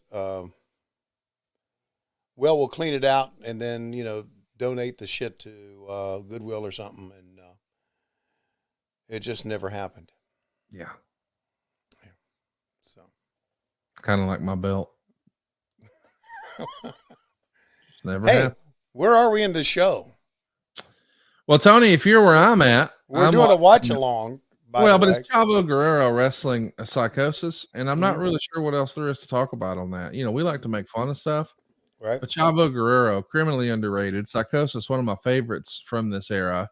Right. It was like he was setting up a top rail Hurricane Rana, and he just pushes Psychosis off down to the floor. And then here he comes. Call it. Nope. That's exactly right, Excalibur. Are you looking up Brie Olson? Is that what you're doing? No, I'm sending Dave a picture of the car. Anyway, that's exactly right, Conrad. Well, let me mention this. I don't know if you heard, but you know, they have us vet new sponsorships. We VET new sponsors. Okay. So someone will be interested in advertising on our program, and they'll usually send me and you an email and say, hey, is this approved? That sort of thing. And we got a new one, but this is an endorsement ad, an endorsement read. So it wouldn't just be like occasionally you'll listen to this program and you'll hear something that's pre-recorded in someone else's voice. They want you to actually use the product, Tony, and talk about how it made you feel and what you thought about it and all that jazz. Right. And this is one, and normally if you don't respond to the email, I jump in and I say, oh yeah, we'll do that, or we can do this, or oh, I don't know if that's a good fit for Tony with what he does with AEW or whatever. But there's one that I thought, well, I'm just going to need to let him weigh in on. We've got a new potential sponsor for a product called the Taint Whistle. Are you in the loop on that? I want you to use it. We also got a shirt on LoisRules.com that says, you a lie. So are you saying, I'm just trying to understand, you are, or if you're for or you're against endorsing the Taint Whistle here on the program? Yeah, that's a taint. So Conrad, tell me about the Taint Whistle. Well, I don't have the copy. We haven't approved it yet. But I did ask him to send you a sample. Well, I think Psychosis just landed on his taint. Oh, he did. He broke his taint. I mean, by the way, if you he grabbed it, look, if you're watching this, he's grabbing his he's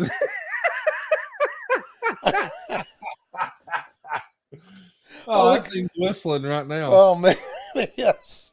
You couldn't have scripted this any better. Oh, look at that, he broke his taint.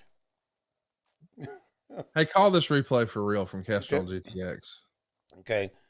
Job over the top, and here he comes on top with he broke his taint. Taint on the face. Taint on the face. Taint on the face. This segment brought to you by the Taint Whistle. And Tony, they're going to take a break, and we are too. Oh, thank God. I'm going to stop it at 1 hour and 40 seconds. And there it is. And of course, we're taking a break here to brag about our friends at Camper Max. Maybe you're thinking, taint whistles, maybe it's time for me to pack up and hit the road and find a new job. Because I don't know that I can sell taint whistles. Well, you know, if you're going to hit the old open road, hit the old dusty trail, you probably need a good deal on a travel trailer or a fifth wheel RV. I recommend campermax.com. There's 2 X's in Campermax. That's CAMPERMAXX.com. What I like about dealing with these folks is they're real dudes, just like me and you. Rod Wagner is the owner, personal friend of mine. If you've heard of me or my crew showing up to an event in an RV or a bus or something like that, Rod helped make it happen, and he's going to take care of you too. And maybe it's on your New Year's resolution list to spend more time with family or do more traveling. Camper Max can make it easy, because here's what they do that's different from everybody else. They'll deliver it right to your door. You can take virtual tours. You can see all the pictures. They'll work out all your financing, all the details. They'll make it easy. Then they'll deliver it to you at your office, at your home. You can shop for your next RV on your cell phone, y'all. Check it out. It's campermax.com. And they got a discount, especially when you mention my name. Just mention Conrad. They're going to give you the old friend of the friend deal, and they'll make sure it fits any budget. They're going to offer easy financing. You don't need perfect credit, and they'll even get you extended terms. Keep those payments low. Make it easy for you and your family to start enjoying some new road memories this year. Check them out, campermax.com, or give them a shout, 256-320-7033. That's campermax.com. Don't forget there's 2 X's in Campermax, and let them know that I sent you. Campermax.com. Cody, let's get back to it here. I'm at 1 hour and 40 seconds here in 3, 2, 1, play.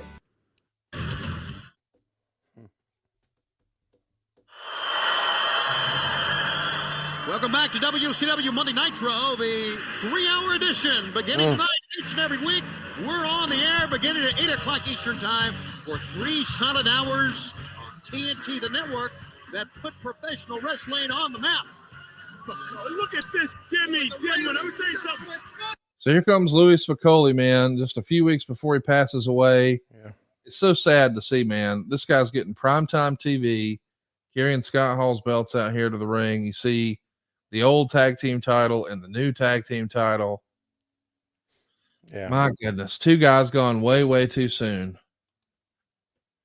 Yeah, Louis Spicoli was a very talented kid. And really was. Hey, I think we got a shot of my Range Rover with the boxes on it. It's not a good shot, but there you see it. Lois's car is in the front there, and the back is my Range Rover. You see the box on the side view mirror there? Yep, I do. Okay. So that's kind of how we keep the birds off. You can't see it on Lois's, but there it's right below her rear view mirror is just bird shit all the way down. Lois claims, now you ready for this? Yes. Lois claims that cardinal, I'm glad you're sitting down for this. Yes, I'm ready. That cardinal is her mom. Wait a minute. What'd you say? Yes, that cardinal is her mom. So was her mom always a bird, or is this a recent thing? No, her mom passed away, I think in 2007, and Lois believes she has come back as a bird.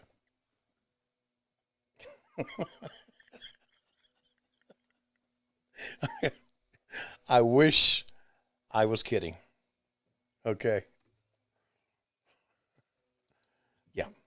So, yeah, that's mom coming back as a cardinal. Lois's mom is a bird. Yeah, she sure is. Can't make this shit up, man. I listen. I can't. So is she offended that you don't want her mom's shit on your truck? No. She thinks her mom is doing this on purpose. She thinks her mom is back just to shit on her car. Yeah. So she didn't get along great with her mom. At the end, no, she didn't. But there is, I guess you can look this up. There are some people that believe that spirits of loved ones come back as birds. And they shit? Well, of course, birds got to shit. Right. Right. But if it's a spirit, it shouldn't have to, right? Well, no, if the spirit inhabits a bird, bird still got to shit, regardless. I'm just saying, like, do you think...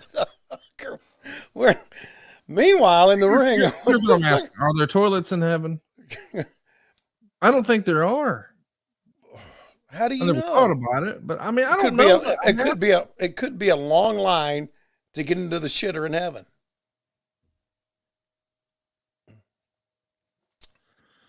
I just Googled it. Yep. Birds have an ambiguous symbolic significance across cultures throughout human history, ubiquitously relating to both life and death. Birds are routinely seen as portents of impending calamity and death. Oh, okay. While they are also thought to bear away or steal spirits of the dead, sometimes even embodying those very spirits themselves. On the other hand, birds are also commonly associated with life, fertility, and longevity. So maybe that bird is there to tell you you're going to die, or that you're going to personally kill AEW. Or maybe it's there to tell you that you need to be dropping loads, son. I don't know. I mean, listen. I just know. Here's the one thing I just know for sure. As we're going to see Louis Spicoli wrestle here, which should be very entertaining in its own right. I just know I'm married into a weird fucking family. It's too late to do anything about it now, though. Well, yeah, no, just weird family. So Lois's mom's a bird. Well, now she is. Okay, apparently. Was she always a bird? Not that I would remember. Like when do you first remember Lois saying that bird is my mom? Was that in the last year? Yeah. Because it is a cardinal. Google what significance redbirds have, cardinals have, besides being a mascot for a baseball team and a football team. But yeah, it's the cardinal that does it. Because I guess the cardinal likes to look at itself in the mirror. I don't know. Jesus. Louis Spicoli. For many bird lovers, the sight of cardinals holds a special meaning, sometimes evoking emotional or spiritual feelings. Mm-hmm. They say the vibrant red bird is an uplifting, happy sign that those we have lost will live forever as long as we keep their memory alive in our hearts. Okay. And so we took this beautiful message and we somehow manifested it into, well, that must be my mom because that one's shitting on everything. By the way, the Macho Man, one of the coolest motherfuckers that ever lived, just pulled up driving a fucking Bonneville. And what's he doing in the back here? Probably getting ready to get a tire iron. Whatever it is. He couldn't open it. Yes, he couldn't open the fucking trunk. We got a tight shot on him, frustrated. Yeah, he couldn't open this Buick trunk that he just parked in the middle of the parking lot. Running past the TV trucks. Man, don't you think we could have got that guy like, I don't think Escalades are out yet then, but he could have had like a black pickup truck or a black Corvette or I don't know, something cool. Right, exactly. Do you think if you think the Macho Man is going to come back as a Cardinal? Do you think Scott Hall showed up at Kevin Nash's window as a Cardinal with a toothpick? If a Cardinal showed up with a toothpick, I'm fucking in. I'd believe it. He could have. I just realized it. The Cardinal shitting all over your place is Klondike Bill. Go throw some Lois's dirty drawers out there and watch those birds get after it, and you'll be like, I fucking knew it. Look at him eat those parking lot panties. As dumb as that sounds, there's some possibilities to that. Makes more sense than it being her mom. Yeah. Oh, God. By the way, Louis Spicoli now beating up Juventud Guerrera. Macho Man cutting a promo. There goes the Death Valley driver. Macho Man just taking over the show here. Yeah, man. It's a cool segment. Yeah, let's listen to him talk here a little bit. Let's do it. Hulk Hogan. What a lame brain. Big go to the pecking order. Eric Bischoff. Scott Hall. And the Giant Slayer, Kevin Nash. I don't want you helping me no more. Oh. Never. And I want Lex Luger out here right by himself. Right now. No disqualification. Baby, baby, baby.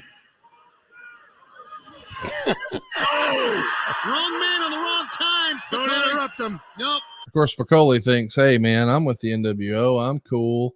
Yeah. Nope. I don't need no help. Luger. Lex Luger. And you're into this one, buddy. Oh, Elizabeth is with him. Get him out of here. I'm not so sure he has seen her yet. I think all he sees is red. Whoa, here comes the NWO. Yes, we are. We're going to have a meeting. It's a pretty good segment. Hey, look at her. Look at the expression on her. And you know what? It's happening right around the same time Monday Night Raw starting. Mm-hmm. Of course, this is a 3-hour show, whereas Raw is a 2-hour show. So listen, if you want to have a big segment here to compete with Monday Night Raw, bring out the whole NWO. Especially, and I think we heard this. I announced that this was our first 3-hour show, right? It's not the first one, but you are saying at this point forward, this is the new normal. It's it's not a special one-off here or there. Right. I think at this point, this was you had done at least 2 that were sort of special 3-hour editions. Right. But how about the whole NWO here? Let's take a listen to Easy. I would agree. Hold on, Macho Man. Cooler need to prevail, and my friend, yours is wound just a little too tight. Well, that's really great. Glad you care about my loss to Luger. Glad you care about it. But guess what? I know you don't. Neither do you. Neither do you. And you make me sick. Oh. Wow. For life seems to be a short-term contract. Yes, it does.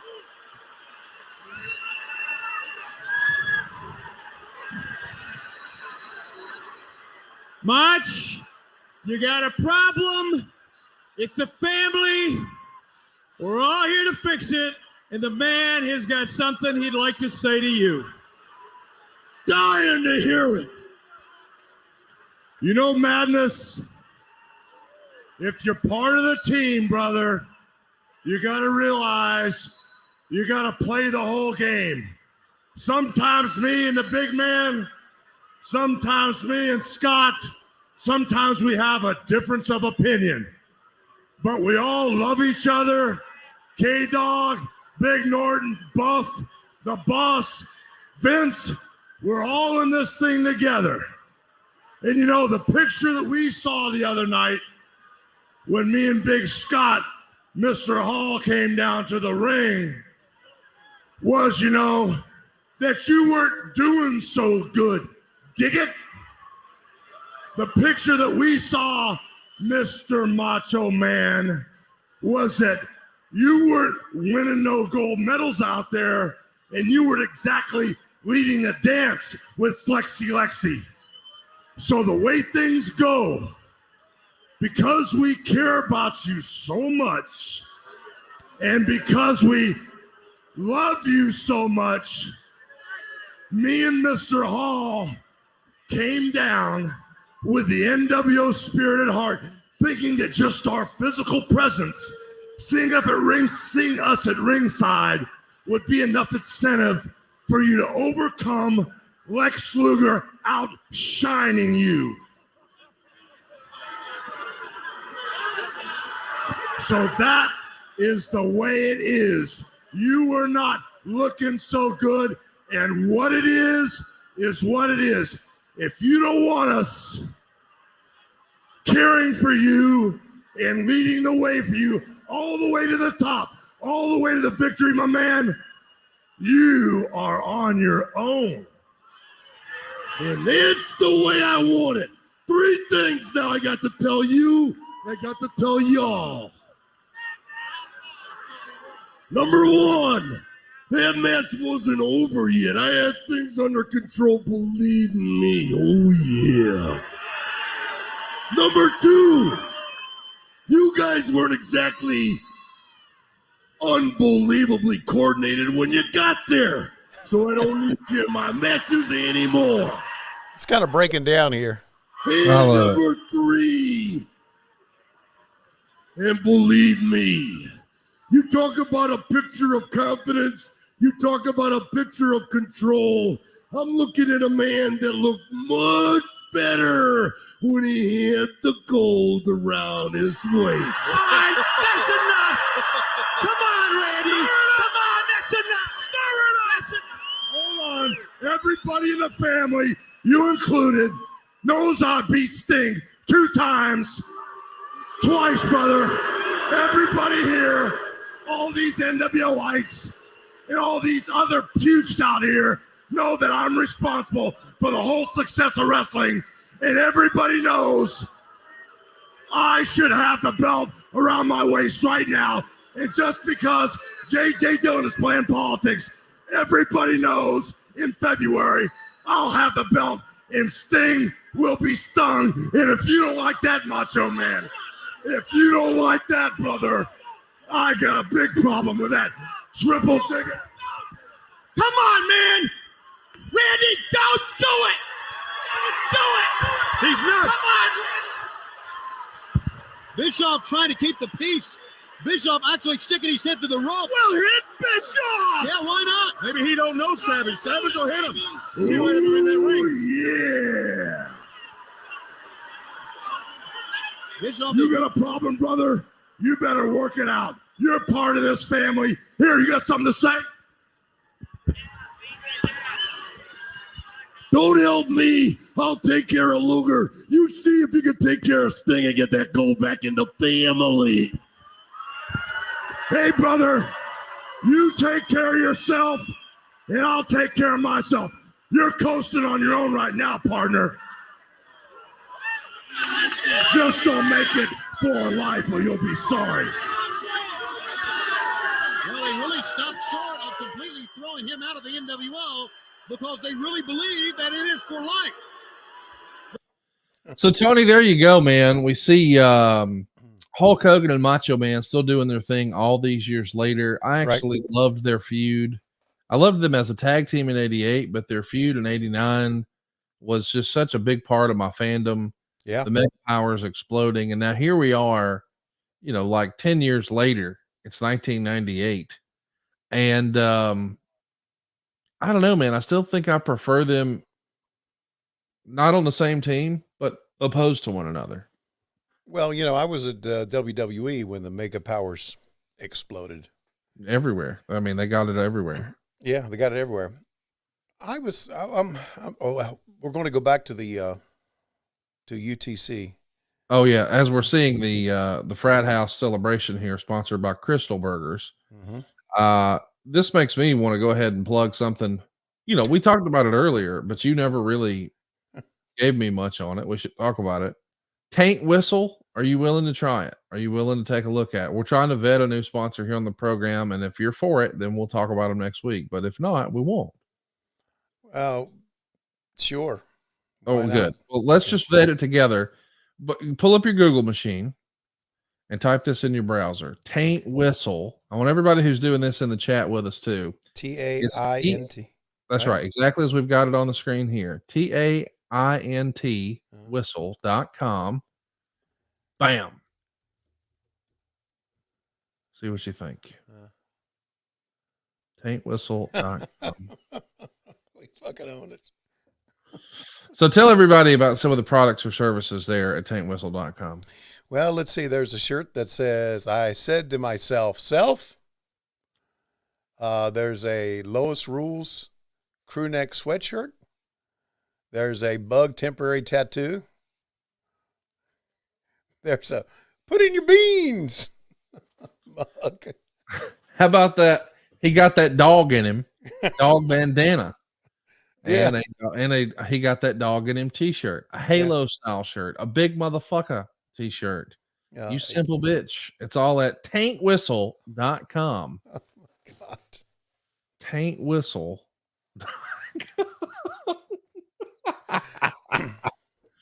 By the way, that was not part of the program when we sat down today. I freestyled Taint Whistle. And I, in the private chat, told Silva, hey man, taintwhistle.com is available. He quickly snagged it on GoDaddy and pointed it right at our merch store. Yeah. We don't let grass grow under our feet around here. No, Oh, man. we're moving. We're keeping it going. Yeah. Should be another shirt. What's wrong with us? Well, you know what's wrong with us is our moms hated us. They come back to life as birds and shit all over our new possessions. Apparently so. Speaking of people who are never happy, here's Raven. What about Raven? God, man. There's a lot of people that are still in wrestling. Yeah. That look to Scotty here with great reverence. Oh, absolutely. One of my very best friends in wrestling, or my best wrestling friend, my first wrestling friend, well, my second wrestling friend. Okay. Clint from Hershey. Huge Raven fan. Huge. I'm talking about I'm talking about wrestlers who Absolutely. His promos resonate. Yes, and who feel that they had he had a profound impact on their character and their wrestling fandom as growing up.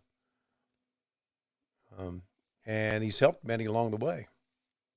Apparently so. So yeah, I got a lot of time for Scotty the Body. And of course, you know, Scott's the one who restarted my fandom into comic books, because you become a comic book fan, you collect comic books or you read comic books when you're a kid, and then things start to happen, you grow up and you get away from them. But back in the 90s, again, Scott and I were friends, and he started me reading comic books again. You need to read Batman No Man's Land. You need to read Swamp Thing. He's the one that really got me into Swamp Thing. He told me that Swamp Thing was the greatest comic book he ever read. And the Swamp Thing comic book is pretty good. It's unlike any comic book you may read. He became a superhero by talking someone into into giving themselves up, or he reasoned with them, which is instead of he just got kicked in the taint. I'm glad something happened because it was painful listening to you talk about fucking comic books. No, it wasn't. Watching people get kicked in the tank is way better. Hey, speaking of people getting kicked in the tank, yeah. Did you happen to catch? I know you were at the show, but did you happen to catch any of the slap off after the AEW show the other night? No, I did not. No. I made fun of it and dunked on it and couldn't believe it was really happening, given all the news and everything that we know about CTE and just all the recent news. Yeah. But then, man, just curiosity killed the cat. When I saw it got destroyed in the ratings, I thought, I got to check this out. And buddy, I'm going to tell you, if you have a gummy before you watch it, you will change your opinion and howl with laughter. It is the most surreal thing of all time. You eventually come around to, wait, these are real people taking unprotected headshots. Maybe that's not good for their long-term health, given what we know. No. But they had a character on there, buddy, named Slap Jesus. And when he came out talking about baptizing people and the hand of God and all this stuff, and he called himself Slap Jesus, it was laugh out loud funny to me. Yeah. And I know it shouldn't have been, but to this day, my wife and I will just look at each other and be like, Slap Jesus. Like, what a name. And then I'm not sure if this guy deserves to be in the house, because they're like trying to build this team like the Ultimate Fighter. They're just copying that. And like, he's going to have to slap his way into the house. Just that sentence just made me laugh. Because, you know, you and I have talked about slapping dicks a lot here on this program. Not literally slapping dicks, but the terms. It says slap dick, man. What are you talking about? No, it's slap dick. It has nothing about actually taking your penis and slapping someone with it. You've never done that? No. Anyway, no. What? No, of course. I couldn't ever slap. That's the best part of being a dude. You get the dick slap. That's the best part of being a dude? The best. Well, peeing standing up's kind of number one, but yeah, slapping them. Oof, wham, wham, wham. No, man. Awesome. And they like it. It's awesome. No. When your belly. I got a big old belly. Yeah, but okay. But in my case, when your belly is bigger than your penis. Well, that's not the case. Okay. Well, it is here. Then you can't slap anybody with it. So be that as it may. What were we talking? Oh, to dick slap or not to dick slap? No, we were talking about slapping Jesus. Was that it? Or slap Jesus? Slap Jesus. Yeah. Jesus needs slap Jesus. But Jesus needs to slap somebody. I mean, look. It needs to start with that cardinal. Slap the shit out of that cardinal. No, you shouldn't hit a poor bird. Look at Raven, man. Well, why are you covering up? The bird has clearly told you where it wants to shit, and you won't let the bird do what it needs to do. Nope, got a box on it. That's the real box of gimmicks right there. It's got a Range Rover mirror in it, and it's covered in shit.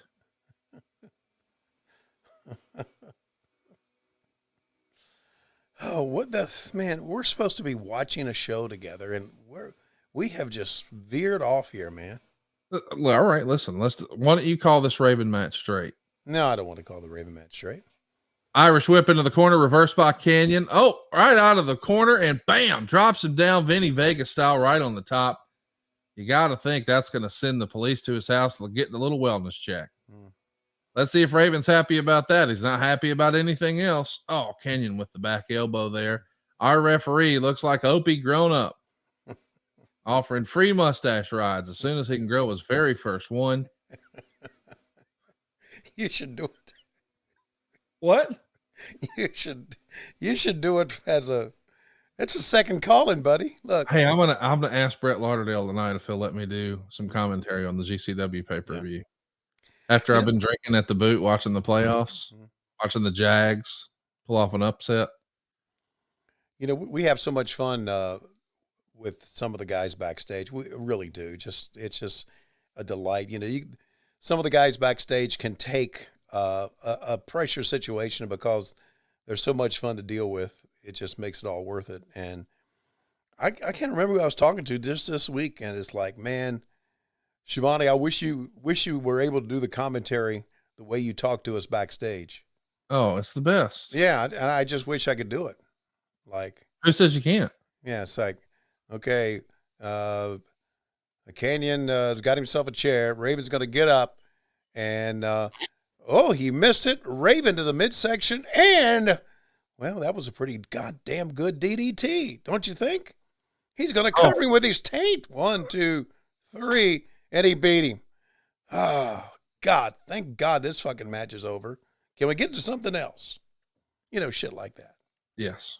Yeah. I thought for sure when he kicked him in the midsection, you were going to say he kicked him in the tank.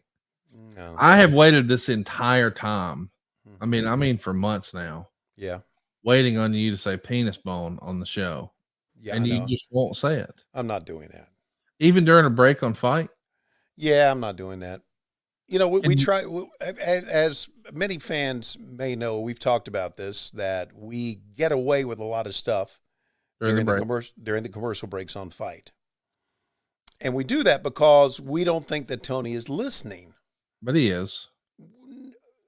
I don't think he is sometimes, and that's why we get away with it. I think maybe he may be talking to somebody during the commercial breaks. You know, it's picture in picture as far as he's concerned.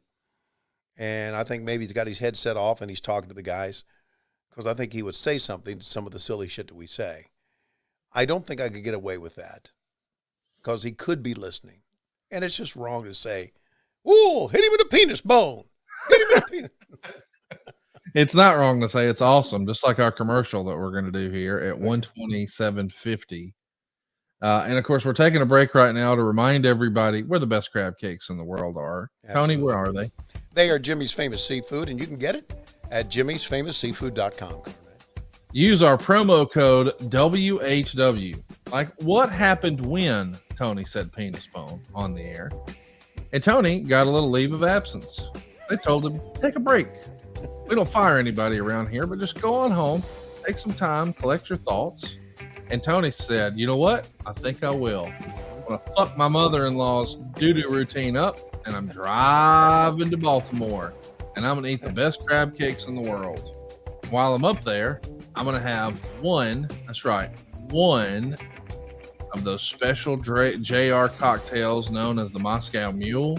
And then I'm going to see if I can go down to the bar, get some lovely lady to check out my taint whistle. Now, you can't do that, of course. We can daydream about it. And the next best thing is having those crab cakes delivered right to your house at jimmysfamousseafood.com.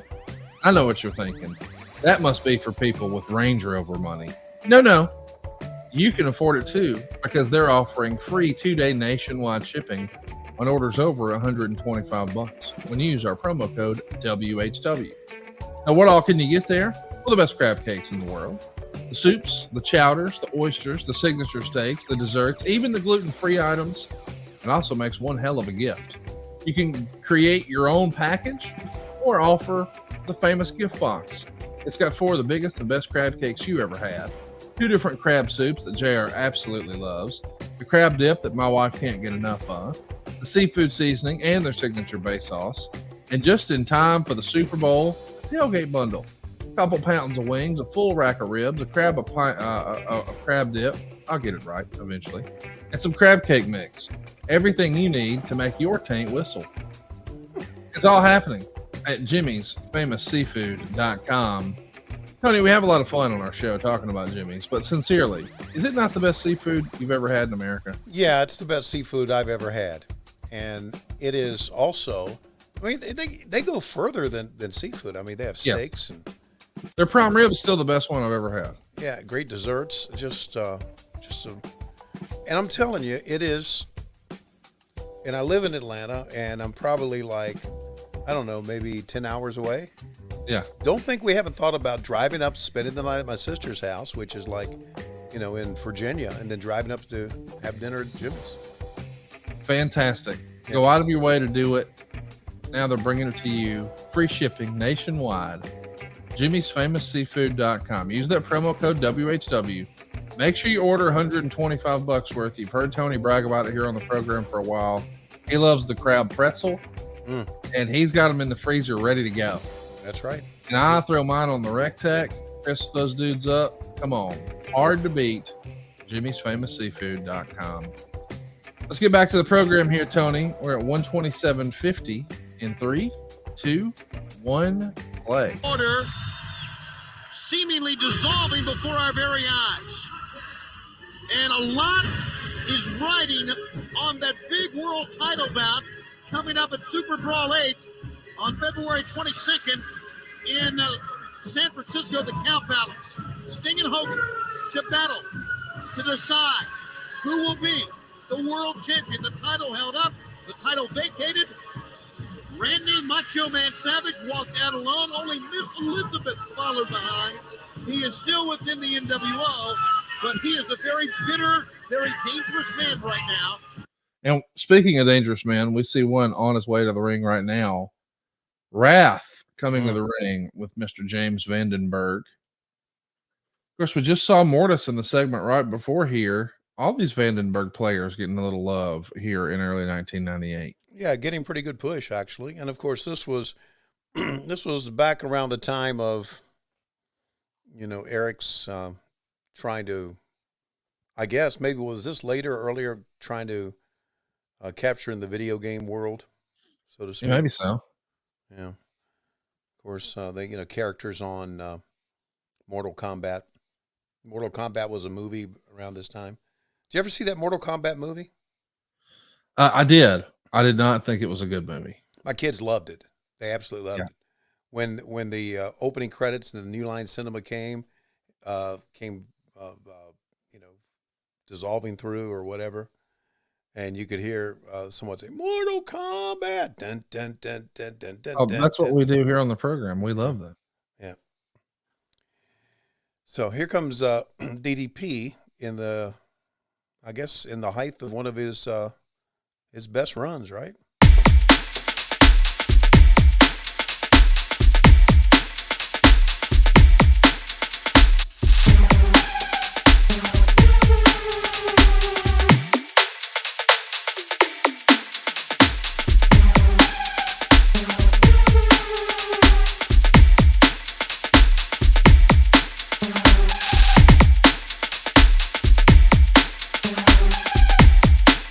Video game was like banned. It was like super controversial back in the day. It was?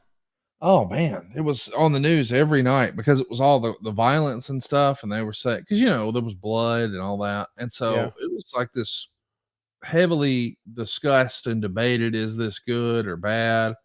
And I wish I had a time machine and I could go back in time when parents were upset about this and there was controversy about this game. And I could just let them hear Cardi B's wet ass pussy and say, you know what? You think this is a problem? Yeah. About 20 years from now, this is going to be the #1 song in America, and all your kids are going to know every word. Wow. Hey, I just did a Google search in October. On wet ass pussy, did you find Brie Olson? Is she there? In October of 1992, developer Midway released Mortal Kombat, the gruesome fighting game looked to compete with Capcom's successful Street Fighter, and it quickly exploded in popularity due to its over-the-top gore, sparking Senate hearings to restrict children from playing video games deemed inappropriate.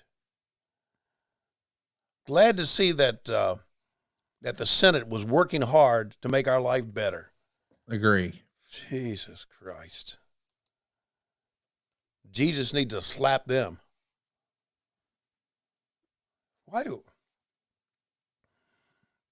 This is the only thing I'll say about politics this year, but why do we take the dumbest motherfuckers in the country and elect them as our leaders?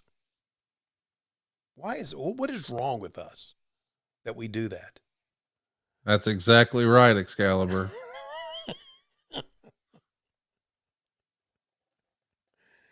You're asking me about doing dumb shit. Yeah. And our most requested thing is for you to read offensive rap lyrics. And I just made our merch store, changed its name to taintwhistle.com. At this rate, you and I could be president and vice president. As a matter of fact, that might actually be a shirt. Shiovani Thompson 2024. Oh, don't start with that. What? Because if we get elected, I'm going to fuck some shit up. Well, everybody else has been. First of all, I know you'll make sure every man, woman, and child has their own Range Rover with Amazon boxes for cardinal repellent. The cardinal. We'll have a new Cardinal Act. We'll have the preposition bug. Just all kinds of dumb shit. Yeah. Well, you know what? It's like, when they elected Bill Clinton, they elected a dumb redneck. Why not elect another one? So, yeah, no, don't start this. Anyway, how about that right hand by Wrath? He looks at Mickey J, who has that smoke-filled breath coming out of his head. Bryant wants to know, Jesus needs to slap them. Can that be on a new shirt? Well, Bryant, just stay tuned to taintwhistle.com. You never know what you're going to see over there. Rajiv has a good question. What did Tony think when he heard that Nitro was going to 3 hours? I thought, fuck me. I really thought at that time that it was way too long. And I think I was right? I mean, Raw is 3 hours, right? Yes, it's too long. Right.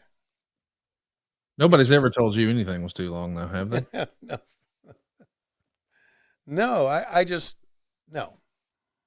no, it's wrong to go 3 hours. And I just hope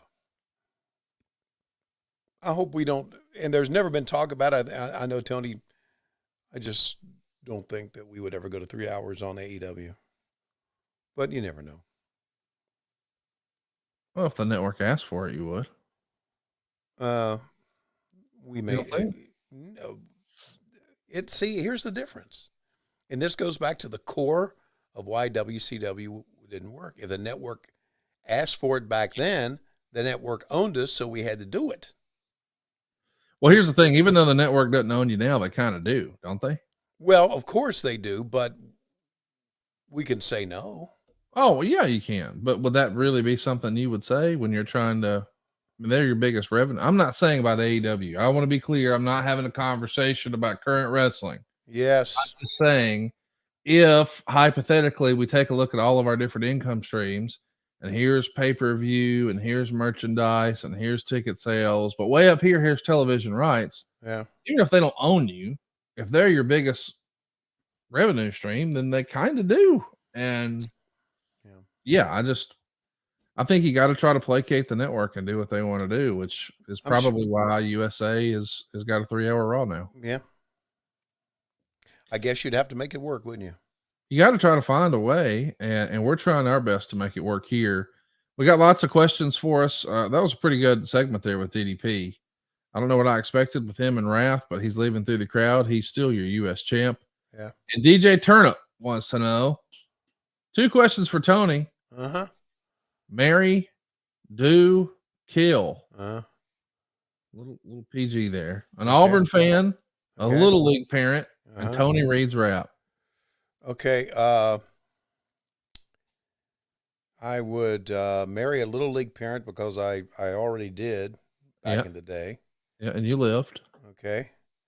You're gonna kill or do an Auburn fan? I guess I would do an Auburn fan and kill Tony Reed's rap. That's not what we wanted. Yeah, no. That did not work out the way we wanted. And that's why I thought you'd marry Tony Reed's rap so you'd be left the fuck alone. Kill an Auburn fan and do a Little League parent. Yeah, no, I said kill Tony Reed's rap only to get DJ Turnup upset. Well, you know how to, I know that's paramount to you, is leaving your fans disappointed. Mark Cyrus wants to know, do you think we'll ever see a revamped Bunkhouse Stampede cage match in AEW? I ask because it was a guilty pleasure match of mine. We did have a bunkhouse match in AEW back in the I remember. Back in the pandemic days. I believe it was I believe Butcher and Blade were part of it. But as far as but as far as it being a cage match, I don't think so. I don't think so. But anyway, that's a pretty good question. Here comes Bret Hart with his jeans tucked into his boots. Would you tuck your jeans into your boots or put the jeans on the outside of the boots? Did I ever tell you that I don't like to wear jeans? I know that. Yeah. I'm asking if you had to. Oh. You also got to wear cowboy boots. Yeah, I would. Tucking or not? No, I wouldn't tuck them. Yeah, I think he looks like a fucking goof. For the Nature Boy Ric Flair, and we'd like to get your insights on that classic matchup. Well, I'll say one thing, it was a tough match. And I didn't come here to disrespect Ric Flair or gloat about the match. If anything, I just want to thank him for a great wrestling match with a great wrestler. And Ric Flair, you're wrong about one thing. To be the man, you have to beat the man. Well, that's not true. Because Ric Flair, you're always going to be the man. Now I'm going to move on to other things down the WCW. As far as this big decision by Roddy Piper, you know, any decision Piper makes is cool with me. And the decision he's made about Sting and Hogan and the title and the whole thing, that's cool with me. Because I came to the WCW to prove one thing. To prove that I should be the WCW World Heavyweight Champion. So I don't care what happens in the match with Hogan or Sting, because I'm going to prove to either one of them, I'm going to prove to everybody out there watching on TV, everybody out there in the audience, I'm going to prove to everybody back there in the dressing room that sooner or later, I'm going to be the best WCW champion that this company has ever had. Thank you very much. Well, it's obvious Bret Hart feels that he's in the middle of that WCW. I'm going to tell you, man, Bret went from being one of the best promos in wrestling in 1997 to just kind of there here in 98. And I wonder how much of that is just the lack of creative direction in the backstage area, because we've seen that Bret's capable of delivering a strong promo. I just haven't seen one yet in WCW. Yeah, no, I think you hit the nail on the head. Lack of creative direction. Yeah. Sometimes I think you could tell it. Yeah. I think you can even tell it today when someone has a lack of direction on their interviews. And I'm talking about, and then again, you can also tell when someone has a lot of creative direction and still can't do it. And look at Gene Okerlund, still live at the Nitro party, man. He was the person to do it. He was the person to go to a Nitro party. What'd you think of him being at the Nitro party, and then Mike Tenay is doing the Mean Gene role at the actual show? Yeah, that's a good point. No one can do the Mean Gene role. Right. Yeah. Well, listen, something that we can do is answer another question here. This one's from your pal DJ, and he wants to know 98 Goldberg versus 1990 Ultimate Warrior. Crip Mac is the special guest referee in a 60-minute Iron Man match. Who's going over and why? Well, I hope it's a draw because Crip Mac disables them both. On hood. Yeah, I would think so. I hope it would be a draw too. That, with the exception of Crip Mac being the referee, who we love, that would be a match that I would think no one would want to see. No, I would agree. You think it could be worse than Hogan Ultimate Warrior with the Fireball in WCW, which may go down as one of the worst matches I've ever called? You know, I'm wondering what's up with Crip Mac, because as we're talking, I haven't seen him on social media in a while. I just pulled up his Twitter machine. Yeah. It doesn't like he's had any. He's done anything in like 8 days. I hope he's not locked up again. Yeah, me too. If he is, we got to get him. We got to get him free. You know. Yeah, man. We got a free Crip Mac. Yeah. By the way, if you want him to retweet your shit, it's $25. If you'd like for him to tweet for you, it's $55. And if you'd like to feature him, it's $555 because he's Crip Mac from that 55th Street. Wow. On Hood. You can charge you charge people. Do other people do that? Charge to retweet? Oh yeah, you're getting in that game. Yeah. Free. There's our hashtag free Crip Mac. Hashtag free Crip Mac. We don't even know if he's in jail, Silva. I'll lock him up. I was just freestyling. I hadn't heard from him in 8 days. And here's what it should be: hashtag free Crip Mac. Maybe.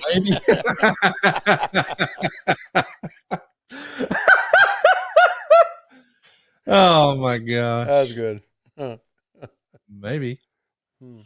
Perry Saturn coming to the ring here. Okay. Well, Denovius Mac said he's in jail. DJ Turnup tells us someone said he was locked up. Damn it. I hope he gets out soon. Brian wants to know, would Tony have gone to a Nitro party? The answer is you damn right he would have. Absolutely would have. Just trying to troll for chicks. See, I'm hoping the Cardinal didn't show up in title. No, just love to hang out with Spice. Let's say hypothetically, when you went on a low-key private date with, I don't know, Dr. Britt Baker, and it looks like you're rounding the bases, and then you look out the window of your brand new Range Rover, still got plastic on the dash, and you see a Cardinal looking at you. Do you get cold feet? Yeah. Or do you still try to show off your tank whistle? No, I get cold feet. Thinking that Cardinal's going to run home and tattle? Yep. Yeah.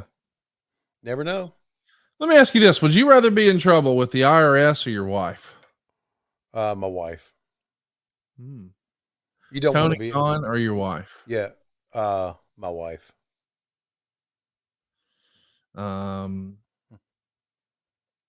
I guess that's it, really. I mean, at this stage of the game, we only have to be worried about the government and our wives and our employers. Yeah, that's it. That's about as far as it goes, right? Perry Saturn and Booker T at this point, I was convinced we're going to have a great match. It definitely felt like you were watching two guys who could be moving up the card. Yeah. It was hard for me to imagine Perry Saturn being world champion, but I could have definitely seen him as a television or US champ. And at this point, it may have even been hard for me to imagine Booker T as a world champ, but I definitely saw him moving past the TV title that we saw him wear to the ring and into that US title slot. At this point, though, that heavyweight picture is so crowded.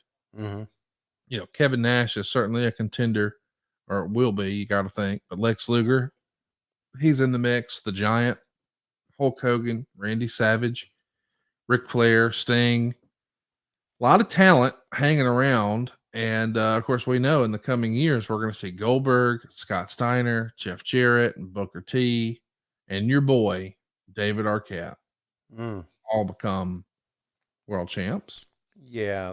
I want to ask you this. And I've thought about this a lot. First of all, Perry Saturn with hair. How about that? Yes.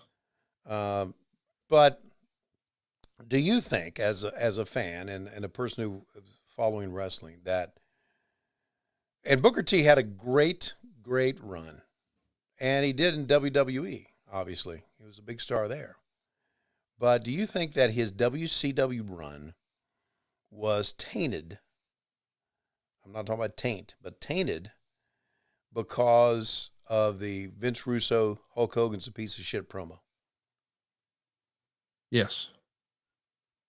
That people, unfortunately, always remember that because of what happened that night. Yes. And I think that, unfortunately, I think there's been a few moments in wrestling in recent years that have been overshadowed by what guys did or didn't do. Yeah. And I know we don't talk about current stuff, and we're certainly not going to here, but I think that that's something that has happened even in more recent years, and it's probably a shame. Yeah. It is. Because that's what I think about. When I think about Booker T being the world champ, I think about that night. That I literally, anything that we got into here that, like the 3 count that wasn't, or just something that happened that was wrong and didn't look good, I always thought I did a pretty good job of being able to cover it up. But that thing by Russo that night, I actually had no idea what to say. I had no idea how to, I don't know. It's just one of those times where I just was kind of speechless, had nothing to say to make it good, make it bad, calm it over, make the fans happy about it, thrilled about it. It was just, and man, I loved working with Russo. I did. I've mentioned it many times on the air here that I love working with Vince Russo. But that time, when I see Booker T and I see Booker T as world champion, I think about that promo. And that's unfortunate. It really is. Not only that, these two are having a pretty good match here. Yeah, they always do, man. Yeah. And this is no exception. Right. By the way, I do want to thank everybody for their support for the Briscoe extended family. Of course, I think by now everybody has heard the news that one of his daughters required surgery and was only feeling her legs down to her knees. She could feel in her thighs, but nothing from the knee down. But it looks like she's starting to regain the feeling below the knee, and she moved her leg yesterday, and it's just high fives all around. And no matter what you believe, some positive vibes, some thoughts, some prayers, whatever it is, boy, every little bit of it helps right now. Let's speak some positivity into existence. Yeah, it's going to be, for those little girls to lose their father and be there, it's going to be emotionally very tough for them as they move through life. So let's give them and the family as much support as we can. If that means for you to donate, or the means for you to pray for them, whatever it is you think you can do to help for them, please do. Yes, well said. And prayers are very, very important. Well said. Yeah, tough time, man. Tough times. And Perry Saturn, man.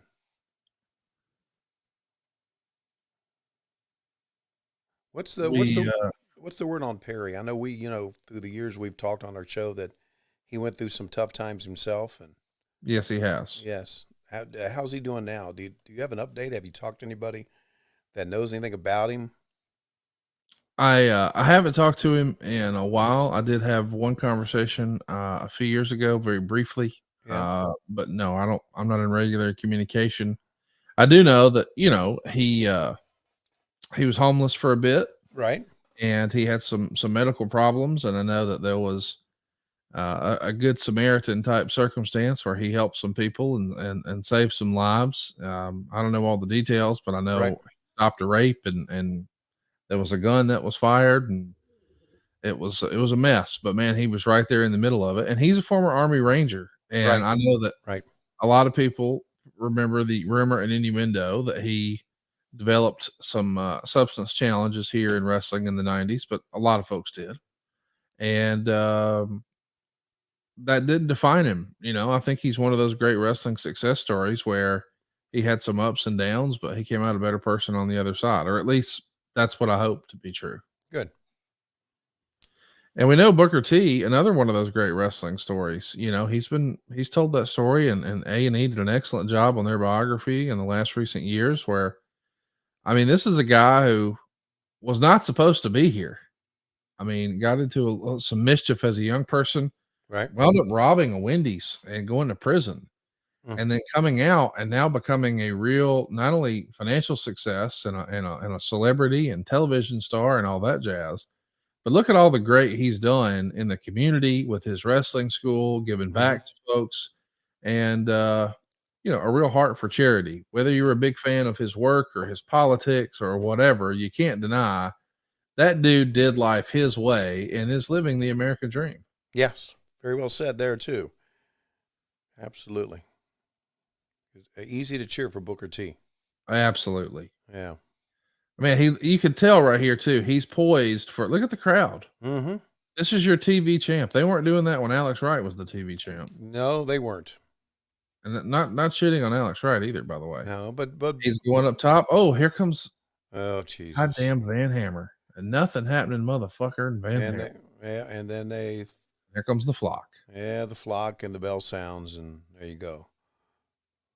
Was I guess Perry Saturn was part of the flock at this time.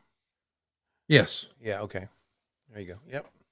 Of course, he was coming from ECW when he jumped in 1997. He was one half of the Eliminators, who Paul Heyman convinced a lot of independent wrestling fans that they were the best tag team in the world. And look, here comes Rick the Model Martel, looking for something to do, coming to make the save for Booker T. Of course, little does he know, Booker T is going to end his wrestling career very, very soon. Down goes everybody. This always feels like it's part of a superhero movie. And then everybody just lines up and takes a punch and falls down. Yeah. Billy Kidman, by the way, getting shit canned to the outside. Good for him. Little did we know, he's just to meet Tori Wilson and put all of us to shame. So how about this look? Staring down Saturn and he peters out.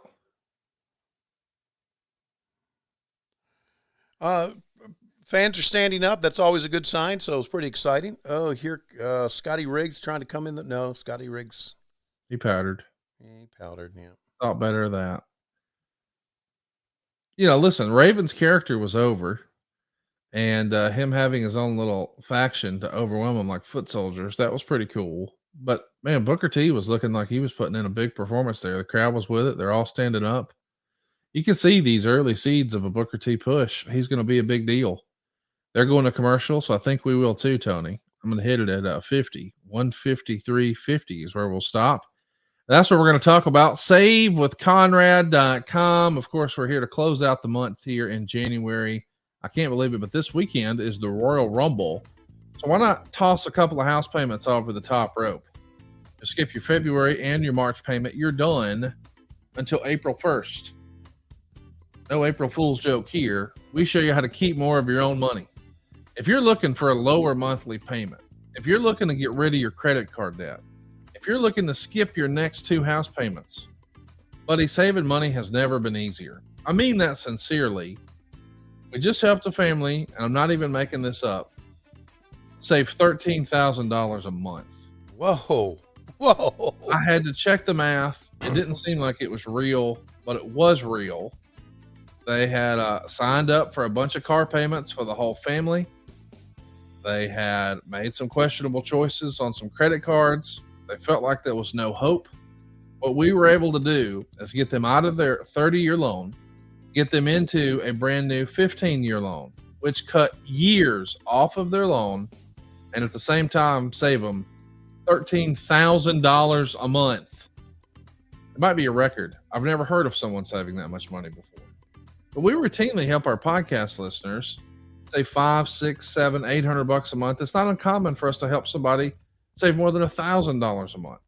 And the question I have for you is, hey, if you owe this debt, it's up to you how to pay it back. Wouldn't it make sense to pay as little interest as possible at the lowest monthly payment possible and pay it off as fast as possible? SaveWithConrad.com can make all of that happen for you. You don't need perfect credit or money out of your pocket to do this. Maybe you had a bankruptcy a few years ago. That's fine. Maybe you've been late on a payment here or there. No big deal. We don't say no. We say not yet, but here's how. But here's a little piece of trivia for you. Did you know if you filed bankruptcy just 2 years ago, you're eligible to refinance today? Wow. Fannie Mae, Freddie Mac, FHA, we can get you in a loan even if you filed bankruptcy just 2 or 3 years ago. Maybe you were late on a house payment this last year. We can still help you. I'm telling you, it's not as hard as you think. You just got to know somebody who knows a thing or two. And that is your boy. SaveWithConrad.com. NMLS number 65084, equal housing lender. Hey, and by the way, we've got an A+ rating with the BBB.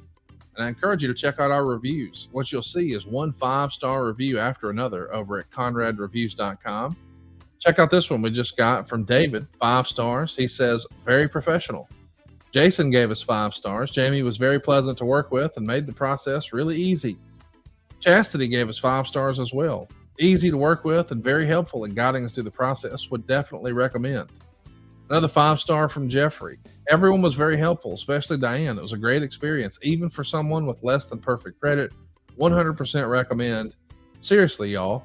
You'll see over 1,000 5-star reviews. Our average rating is 4.72 stars. If you're looking to buy a house, we can help you do it with no money down. If you're looking to upgrade your house, maybe get some cash to upgrade your bathrooms or your kitchen or put in a pool, we can do that too. Or maybe just get rid of that credit card debt. Just get a lower monthly payment. Whatever it is, go to savewithconrad.com. Start saving money today. Now let's get back to the show here, Tony. We're at 1 hour, 53 minutes, and 50 seconds, and we'll let the good times roll here in 3, 2, 1, play. And we are back on Nitro. Here is the new WCW World's Cruiserweight title holder following his win over Rey Mysterio Jr. This is Chris Jericho. Now, Mike, today, watch your... So this is where Jericho has started to become a character. He's no longer just a wrestler. He's been having conniption fits. He went on a losing streak. He's just pissed everyone off. And now he's pulled off an upset. And he's coming to the bottom of the ramp wearing a Rey Mysterio Jr. shirt and wearing Rey's Cruiserweight title. This is going to be fun. 3-time WCW World's Cruiserweight Champion. And what's the story behind the Rey Mysterio Jr. shirt? Ladies and gentlemen, children of all ages, I am your new Cruiserweight Champion, Lionheart, Chris Jericho. Thank you. He has been doing a lot of lying lately, hasn't he? Yes, you scored a victory over Rey Mysterio Jr. at Sold Out. But what about the post-match attack where you used that utility box at ringside on the knee of Rey Mysterio Jr.? I found that box under the ring, Mike. I'm going to use it to carry my Cruiserweight title belt in. You know, it's come to my attention that Rey Mysterio Jr., he hurt his leg or something? A torn ACL, a torn meniscus. He's undergoing full-blown knee surgery this Wednesday. That hurts. That really hurts. You know, Rey Mysterio Jr., you're one of my favorite competitors. I have a lot of respect for you. I'd like to dedicate this Cruiserweight belt to you. Well, actually, I'd like to dedicate it to myself first, to all my wonderful fans second, and Rey Mysterio to you thirdly. As far as you hurting your leg, I hope that it never happens again. You know, you'd never see me powerbombing someone on their head, Mike, today, and I certainly would never intentionally hurt Rey Mysterio Jr. I hope to wage many successful battles with this belt around my waist. And I'd like to dedicate this. I promised myself I wouldn't do this, Mike. To all the people who stuck with me through thin and thin, thick and thin. Through black and through white. If it wasn't for you people, I wouldn't be here with this belt around my neck, waist. Belt around my neck. Waist. I think he's... And Rey Mysterio Jr., I think he's doing that on purpose. keep us abreast of your progress. Because nobody wants to see you in the ring quicker and faster than I do. I'm wearing this shirt as a tribute to you and a tribute to all the Chris Jericho disciples around the world and all around America. I stand before you, your hero, your role model, your champion. Thank you very much. Sickening. Tony, take it away. Said Mike, sickening is the word. So Tony, we saw Chris Jericho there with a little Freudian slip about the belt around his neck, and it made me want to say, Tony, we've never talked about this. You ever David Carradine yourself? No. I feel like you'd be into that. No.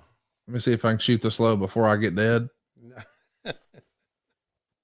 Autoerotic asphyxiation or whatever it is. No, whatever. No, absolutely not. On a serious note, we have a great question from Brian Harrisman. Okay. You're fixing to answer a question about the TV title instead of telling me if you've ever choked yourself while you jacked off. Yes, I am. All right. I don't even know who you are anymore. All right, Brian, let's get Brian's question up here. By this, we're going back to Booker T. By this point, had the TV title lost its luster? Did the TV title still mean something by this point?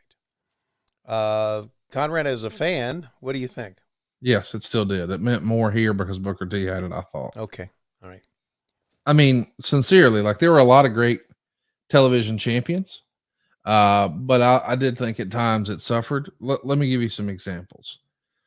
In 93, let me go backwards. All right. In 91, let's keep going. Okay. In 89, Sting, Great Muta. Okay. In 90, Arn Anderson, Z-Man. Mm-hmm. In 91, Arn, Bobby Eaton, Steve Austin. In 92, Barry Windham, Steve Austin, Ricky Steamboat, Scott Steiner. These are players, man. Yeah.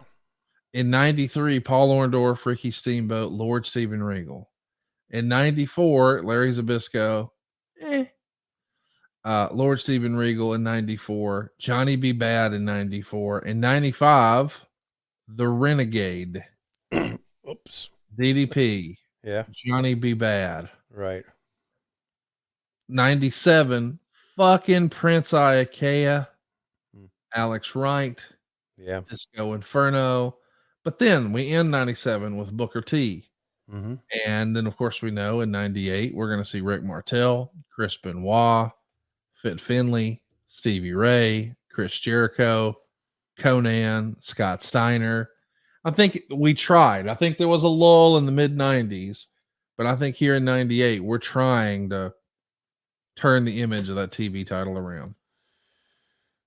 Yeah, so you're saying that the TV title was relevant only about this is really a good discussion here, I think, only because of who held the title. I think a lot of times the title makes the man or the man makes the title. Okay. And I think it would have been easy to dismiss the TV title once upon a time, but when you saw a guy like Dusty Rhodes or Tully Blanchard or Arn Anderson in the mid 80s, that told you, hey, this matters. Yeah. So my question is, and this is a good thought here, I think. Good thought here, I think. Is it the man that makes TV title, or is it the TV show that makes TV title?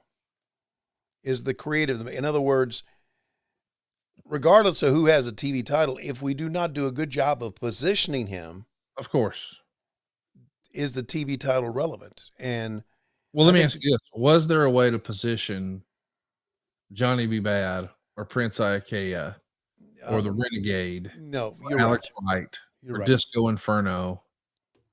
Like I take a look and I say to myself, this TV title, is this the same one that Steve Austin and Arn Anderson and Dusty Rhodes and Tully Blanchard held, and now Disco Inferno and Alex Wright have it? Yeah, that's a good point. There's always a thought, and this is a thought that I go through. We talk about grassroots, building your own characters. Yes, we talk about this in AEW all the time. And it's kind of like the storyline now with Britt and Saraya. AEW Zone, Saraya comes in. She had worked for the WWE. Mongo didn't go up that time. Did you notice that? Because he's hurt. Oh, okay.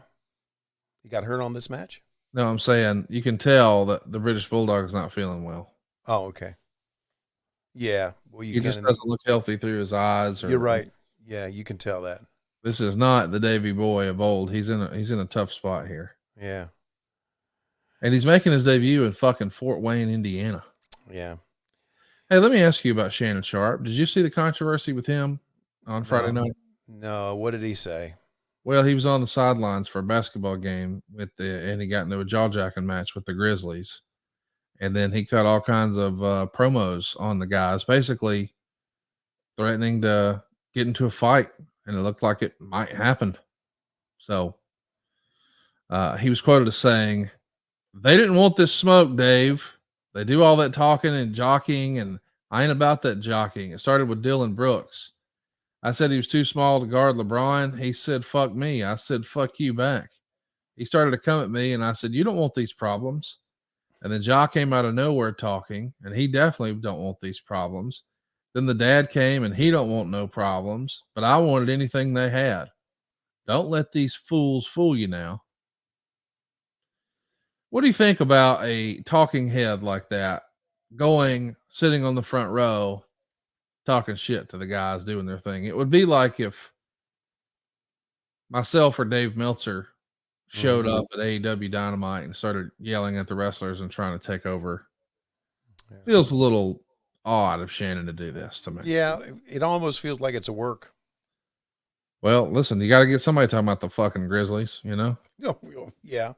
Or talking more about Shannon Sharp. I don't know. What do you think about Kevin Nash coming to the ring here holding a coffee cup? Giving it to Dave Meltzer to hold for him. That's the height of being cool, right? I love you. You said Dave Meltzer, but you meant Dave Penzer. Dave Penzer. Sorry. That's okay. Dave Penzer his coffee cup. You had with, is this our main event for the show? I guess it is. We got like 14 minutes to go. Oh, wow. Big Bubba / Ray Trailer /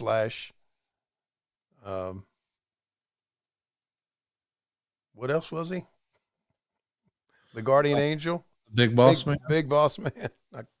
I couldn't think of Big Boss Man. 1998, by the way, is the year where Eric Bischoff threw that coffee at Eddie Guerrero. So maybe that's what it was in reference to. You know what? Hey, I do want to mention before we forget, and I know you don't believe how quick and how on top of the ball and on top of the game we are. You just hit him right in the penis bone, bud. He sure did. He threw coffee in his face. What I wanted to mention is if you go to lowestrules.com or the brand new tankwhistle.com, you'll see our brand new shirt, Tank Whistle. That's right. You can get the Tank Whistle shirt available now at tankwhistle.com. I know what you're thinking. There's no way they came up with that, freestyled it, and made it a shirt and bought the domain all in this same program. Guys, it was a 3-hour Nitro. It was the high point of a 3-hour Nitro. If this would have been a 1-hour Saturday night show, no chance we could have had this happen this way, but it did. So check out all the merch over at tankwhistle.com. That's right, tankwhistle.com. Or if you're an old school fan, lowestrules.com will get the job done too. Kevin Nash, man, coming out and saying, go ahead, arrest me. Let's track it as J.J. Dillon or Doug Dillinger slapping the cuffs on. It's being cut. Get this on tape. I got a case. It's like James J. Dillon said.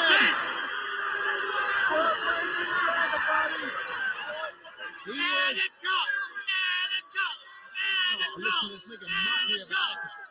Well, I tell you what, you know the way the court systems are. He'll be out on bail before the police finish the paperwork. Yeah, but that's not the point here. The point here is that James J. Dillon is showing the world that he means business. Keep on going. We hope never to see you again, fella. How about that? Pretty strong words there. Yeah, man. Absolutely. I zinged his ass, didn't I? What's wrong with you? Yeah, okay. So threw coffee in his face, and I guess he power bombed him, and it's not the coffee, it's not the caffeine, it's the power bomb. By the way, Fort Wayne, Indiana here. If Brie Olson was at the show, she was only 11 years old. Yikes. Big power bomb on Ray Trailer. Look at the crowd pop for that one too. You know, I've seen pictures of Brie Olson. Really? Yeah, I don't think was that attractive. I don't think you're supposed to say things like that. Okay, I didn't think she was. Have you seen her work? No, I've never seen her body of work. So let me just say this: she's a 5-star performer. Okay, good. Well, good for her. Let me just say this: said differently, okay, Brie Olson got that dog in her.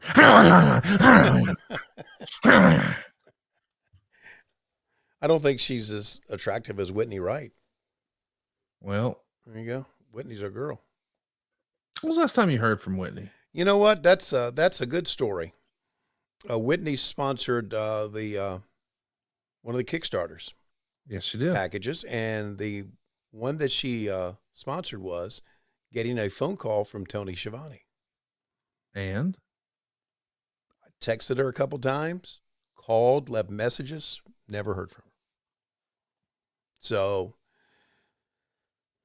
I tried. And if she still wants that phone call, I'll give her the phone call. But if she still wants that phone call, well, that's what I'm saying. I mean, it's part of the package that and I really appreciate her being a part of this Kickstarter for our graphic novel. But never heard back from her. Okay, it's survey time. You ready for this? I'm ready. I know you people can't get enough of me talking, so I came out here to give you a little more. Now, we already established that Fort Wayne is NWO country. We have. And for everybody who saw Sold Out Saturday, you saw me expose Larry Zbyszko. Oh, my.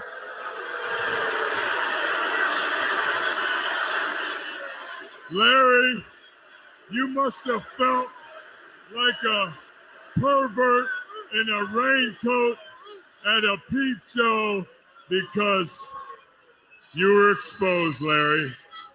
You got zero wrestling talent. Wow. So why don't you wander off to the tar pit with the rest of the dinosaurs, okay? How about if I wander over to you? Oh, Larry, where you going? Fans, we gotta take a commercial break. The living legend being stopped by security. We'll be back, and Luger will come out here, and Nitro continues after this. So it's Luger versus Scott Hall, but nice job planting the seeds there. Yeah. The Larry Zbyszko match coming up. Pretty good heel promo. Exposed you. Go to the tar pit with the rest of the dinosaurs. I like that. By the way, I want to remind everybody that if you're lucky enough and fortunate enough to be watching over on our WHW Patreon or ad-free shows, you're getting this show early.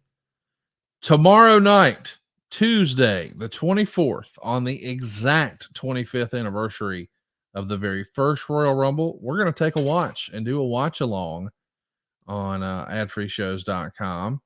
And we're going to be joined by the incredible Hall of Famer Hacksaw Jim Duggan. Whoa. The guy who won that very first Royal Rumble. So join us this Tuesday. Cool. And have a little fun. And next week here on the program, we're going to be talking about a pretty fun Nitro. It's the one from the Alamo Dome. And that show will be coming to you here on Patreon just 2 days removed from the Royal Rumble at the Alamo Dome. And Tony, I don't know that we've even talked about this before, but today, buddy, is our 6-year anniversary. You and I have been doing What Happened When for 6 years now. Wow, man. God. Going back to the Alamo Dome Royal Rumble in 2017. I'll never forget you text me while I was at that show and said, and by the way, one of our super fans, shout out to my man. He had my big head at that show. It was the first Conrad Thompson big head at the show. Right. And you tweeted or texted me and said, I'll never forgive you for this, but I now know who Big Cass is. That's right. And the good news from that is I really know who Big Cass is. Yes. And he has one of the great stories, he really does, of rebounding from alcohol substance abuse. He's turned his life around. He's a great guy to talk to. He's going to be on an upcoming episode of AEW Unrestricted, talking about that, being very honest about it. He's engaged to DDP's daughter, Lexi, who's a wonderful young lady, and I'm a big fan of Big Cass right now. Didn't know him back then, right? But a big fan of him. It's just super cool to me that here we are in our 6-year anniversary, and your first show you were watching was the Rumble, right, at the Alamo Dome, and the day after that show was when our podcast debuted. And next week we're watching a Nitro from the Alamo Dome. Yeah, be the second biggest WCW crowd ever. Psychosis versus Juventud Guerrera, Ultimo Dragon taking on Kidman, Chris Jericho in there against Super Callow, Booker T against Steven Regal, Hugh Morris against Conan, Jim Neidhart against Scott Hall, Goldberg versus Mark Starr, Davey Boy versus Mongo, plus the build for Super Brawl continues. Sting's going to take on Randy Savage.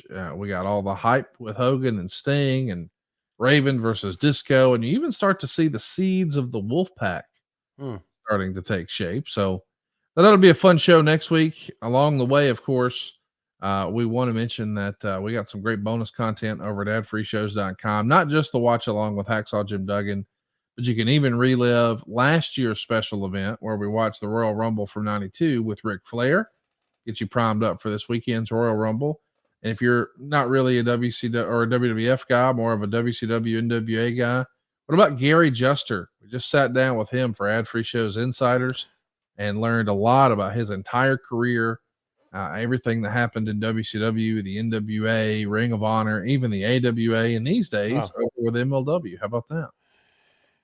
Gary's with MLW now? He is indeed. Oh.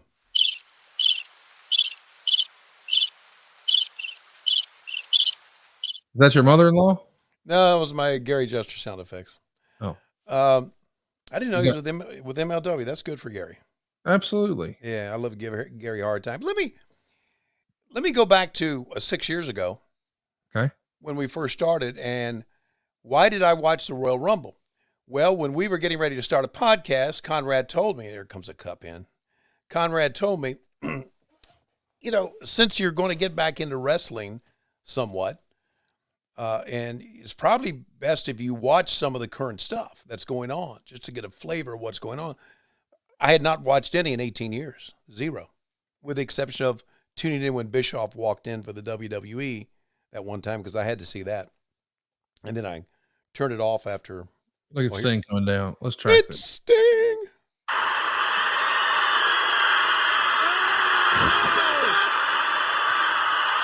never seen anything like this in my life. Only here at WCW and Nitro. Sting with a stinger splash in the corner. Look at the intensity of Sting. A drop kick from the ceiling. Think of that. Sting means business. He's going to put him in. The Scorpion Deadlock. Oh, yeah. And look at this. Hogan and Scott Hall. Not helping Savage one bit. They're not making a move. They're taunting Randy Savage. They're pointing at Randy Savage. I never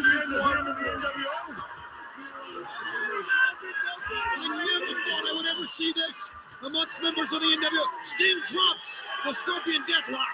Dude, that's one of the forgotten Sting drops. I mean, he's coming down from the ceiling. Yeah. Macho Man's on the top rope. Sting just back kicks him off of the thing as he's rappelling down from the ceiling. You heard Bobby the Brain Heenan say, he just drop kicked him from the ceiling. Imagine that. Yeah. This was a hell of a moment, guys. Big time moment. Fans lost their freaking mind when he dropped down. Absolutely. And he was able to get off of the, get out of the harness quickly too, which is always good. So you were saying before that we were interrupted by Sting. I encouraged you to watch a little bit of wrestling and see what's going on and get a flavor for the current stuff. And I remember watching that thinking, what the fuck am I doing? Yeah. Why am I watching this shit again? I tried to escape this stuff. But you know what, Conrad? Thanks to you, here we are. Well, you did it. Well, we did it. And you were a big part of it. And obviously, to be honest with you, I wouldn't have the job today, I don't think, in AEW had it not been for this podcast starting. Well, listen, that's nice of you to say. And I can't tell you how much we appreciate you guys listening to us every week. I realize that there's a ton of wrestling podcasts out there, and really ours is more about just two guys goofing off and kind of talking about wrestling every now and again. But Tony and I have a lot of fun hanging out every week, and it means the world to us that you choose to come hang out with us. And I can't help but think that I'd like to do this when you're old and gray. And I think about a time far, far in the future, once that old Cardinals moved on, and you're still on TV saying that's exactly right to an elderly Excalibur. And I think to myself, I wonder if Tony will make it like old Buzz Aldrin did. Did you see the news? No, but on my 93rd birthday, yeah, and the day I'll also be honored by living legends of aviation, I'm pleased to announce that my longtime love and I have tied the knot. We were joined in holy matrimony and a small private ceremony in Los Angeles, and are as excited as eloping teenagers. How about that? 93 years old and getting married. Only thing I got to say is God bless Buzz Aldrin and God bless BlueChew. I only knew about this because I was tagged in the comments by Tom McClintock, who says, hey, it's Conrad. Hot tag needed. Hashtag if you know. Okay, so Royal Rumble coming up. As you and I are recording this weekend, you having a party at your house for the Royal Rumble? You know it. We're going to be sold out, hanging from the rafters this Saturday night. A good time will be had by all. My wife is actually going to be out of town. Oh, so we're going to blow it out old school style. Thanks for the invite. I'm inviting you right now on the program. Yeah, you wouldn't have invited me had I not brought it up. Well, I don't know that that's necessarily true, because I have invited you to my house 182 times, and I'd like for you to look right in the camera and tell everybody how many times you've invited me to yours. Well, you showed up once. I showed up once against your will, unannounced, but I've never actually been invited. So you're not going to come on this program and shame me. I'm the good friend in this scenario. Process that. I'm the one who talks all the shit, and I'm the good friend. Wow. I'm a terrible friend. What can I say? We all knew. Ask my friends. Ask Britt Baker how good a friend I am. I'm a terrible friend. She knows. Terrible friend. Yep. You're a terrible friend to Mr. Crockett, too, who's got an incredible piece of business over at adfreeshows.com. I've been told it's the best piece of content we've cranked out. We're calling it The Book. Those are the old famous booking sheets written directly by J.J. Dillon from the genius mind of Dusty Rhodes and in the personal possession of Jim Crockett Jr. His brother goes through it with us day by day, page by page. And as we're talking, we're about to record March. We had a little technical issue this past week, but March is the time when Ricky the Dragon Steamboat leaves and goes to work for Vince McMahon, who's starting a little show known as WrestleMania that he's a little short on. So he's going to sell his TBS time slot to the Crockett's, and the Crockett's business starts a-booming. You'll actually get to hear that in March if you go ahead and check us out at adfreeshows.com. And Tony, a lot of buzz this week about Top Guy Weekend. I'm seeing that some of our hotels are completely full. Wow. I think we've got 2 or 3. They're all going to be near and around the Space and Rocket Center.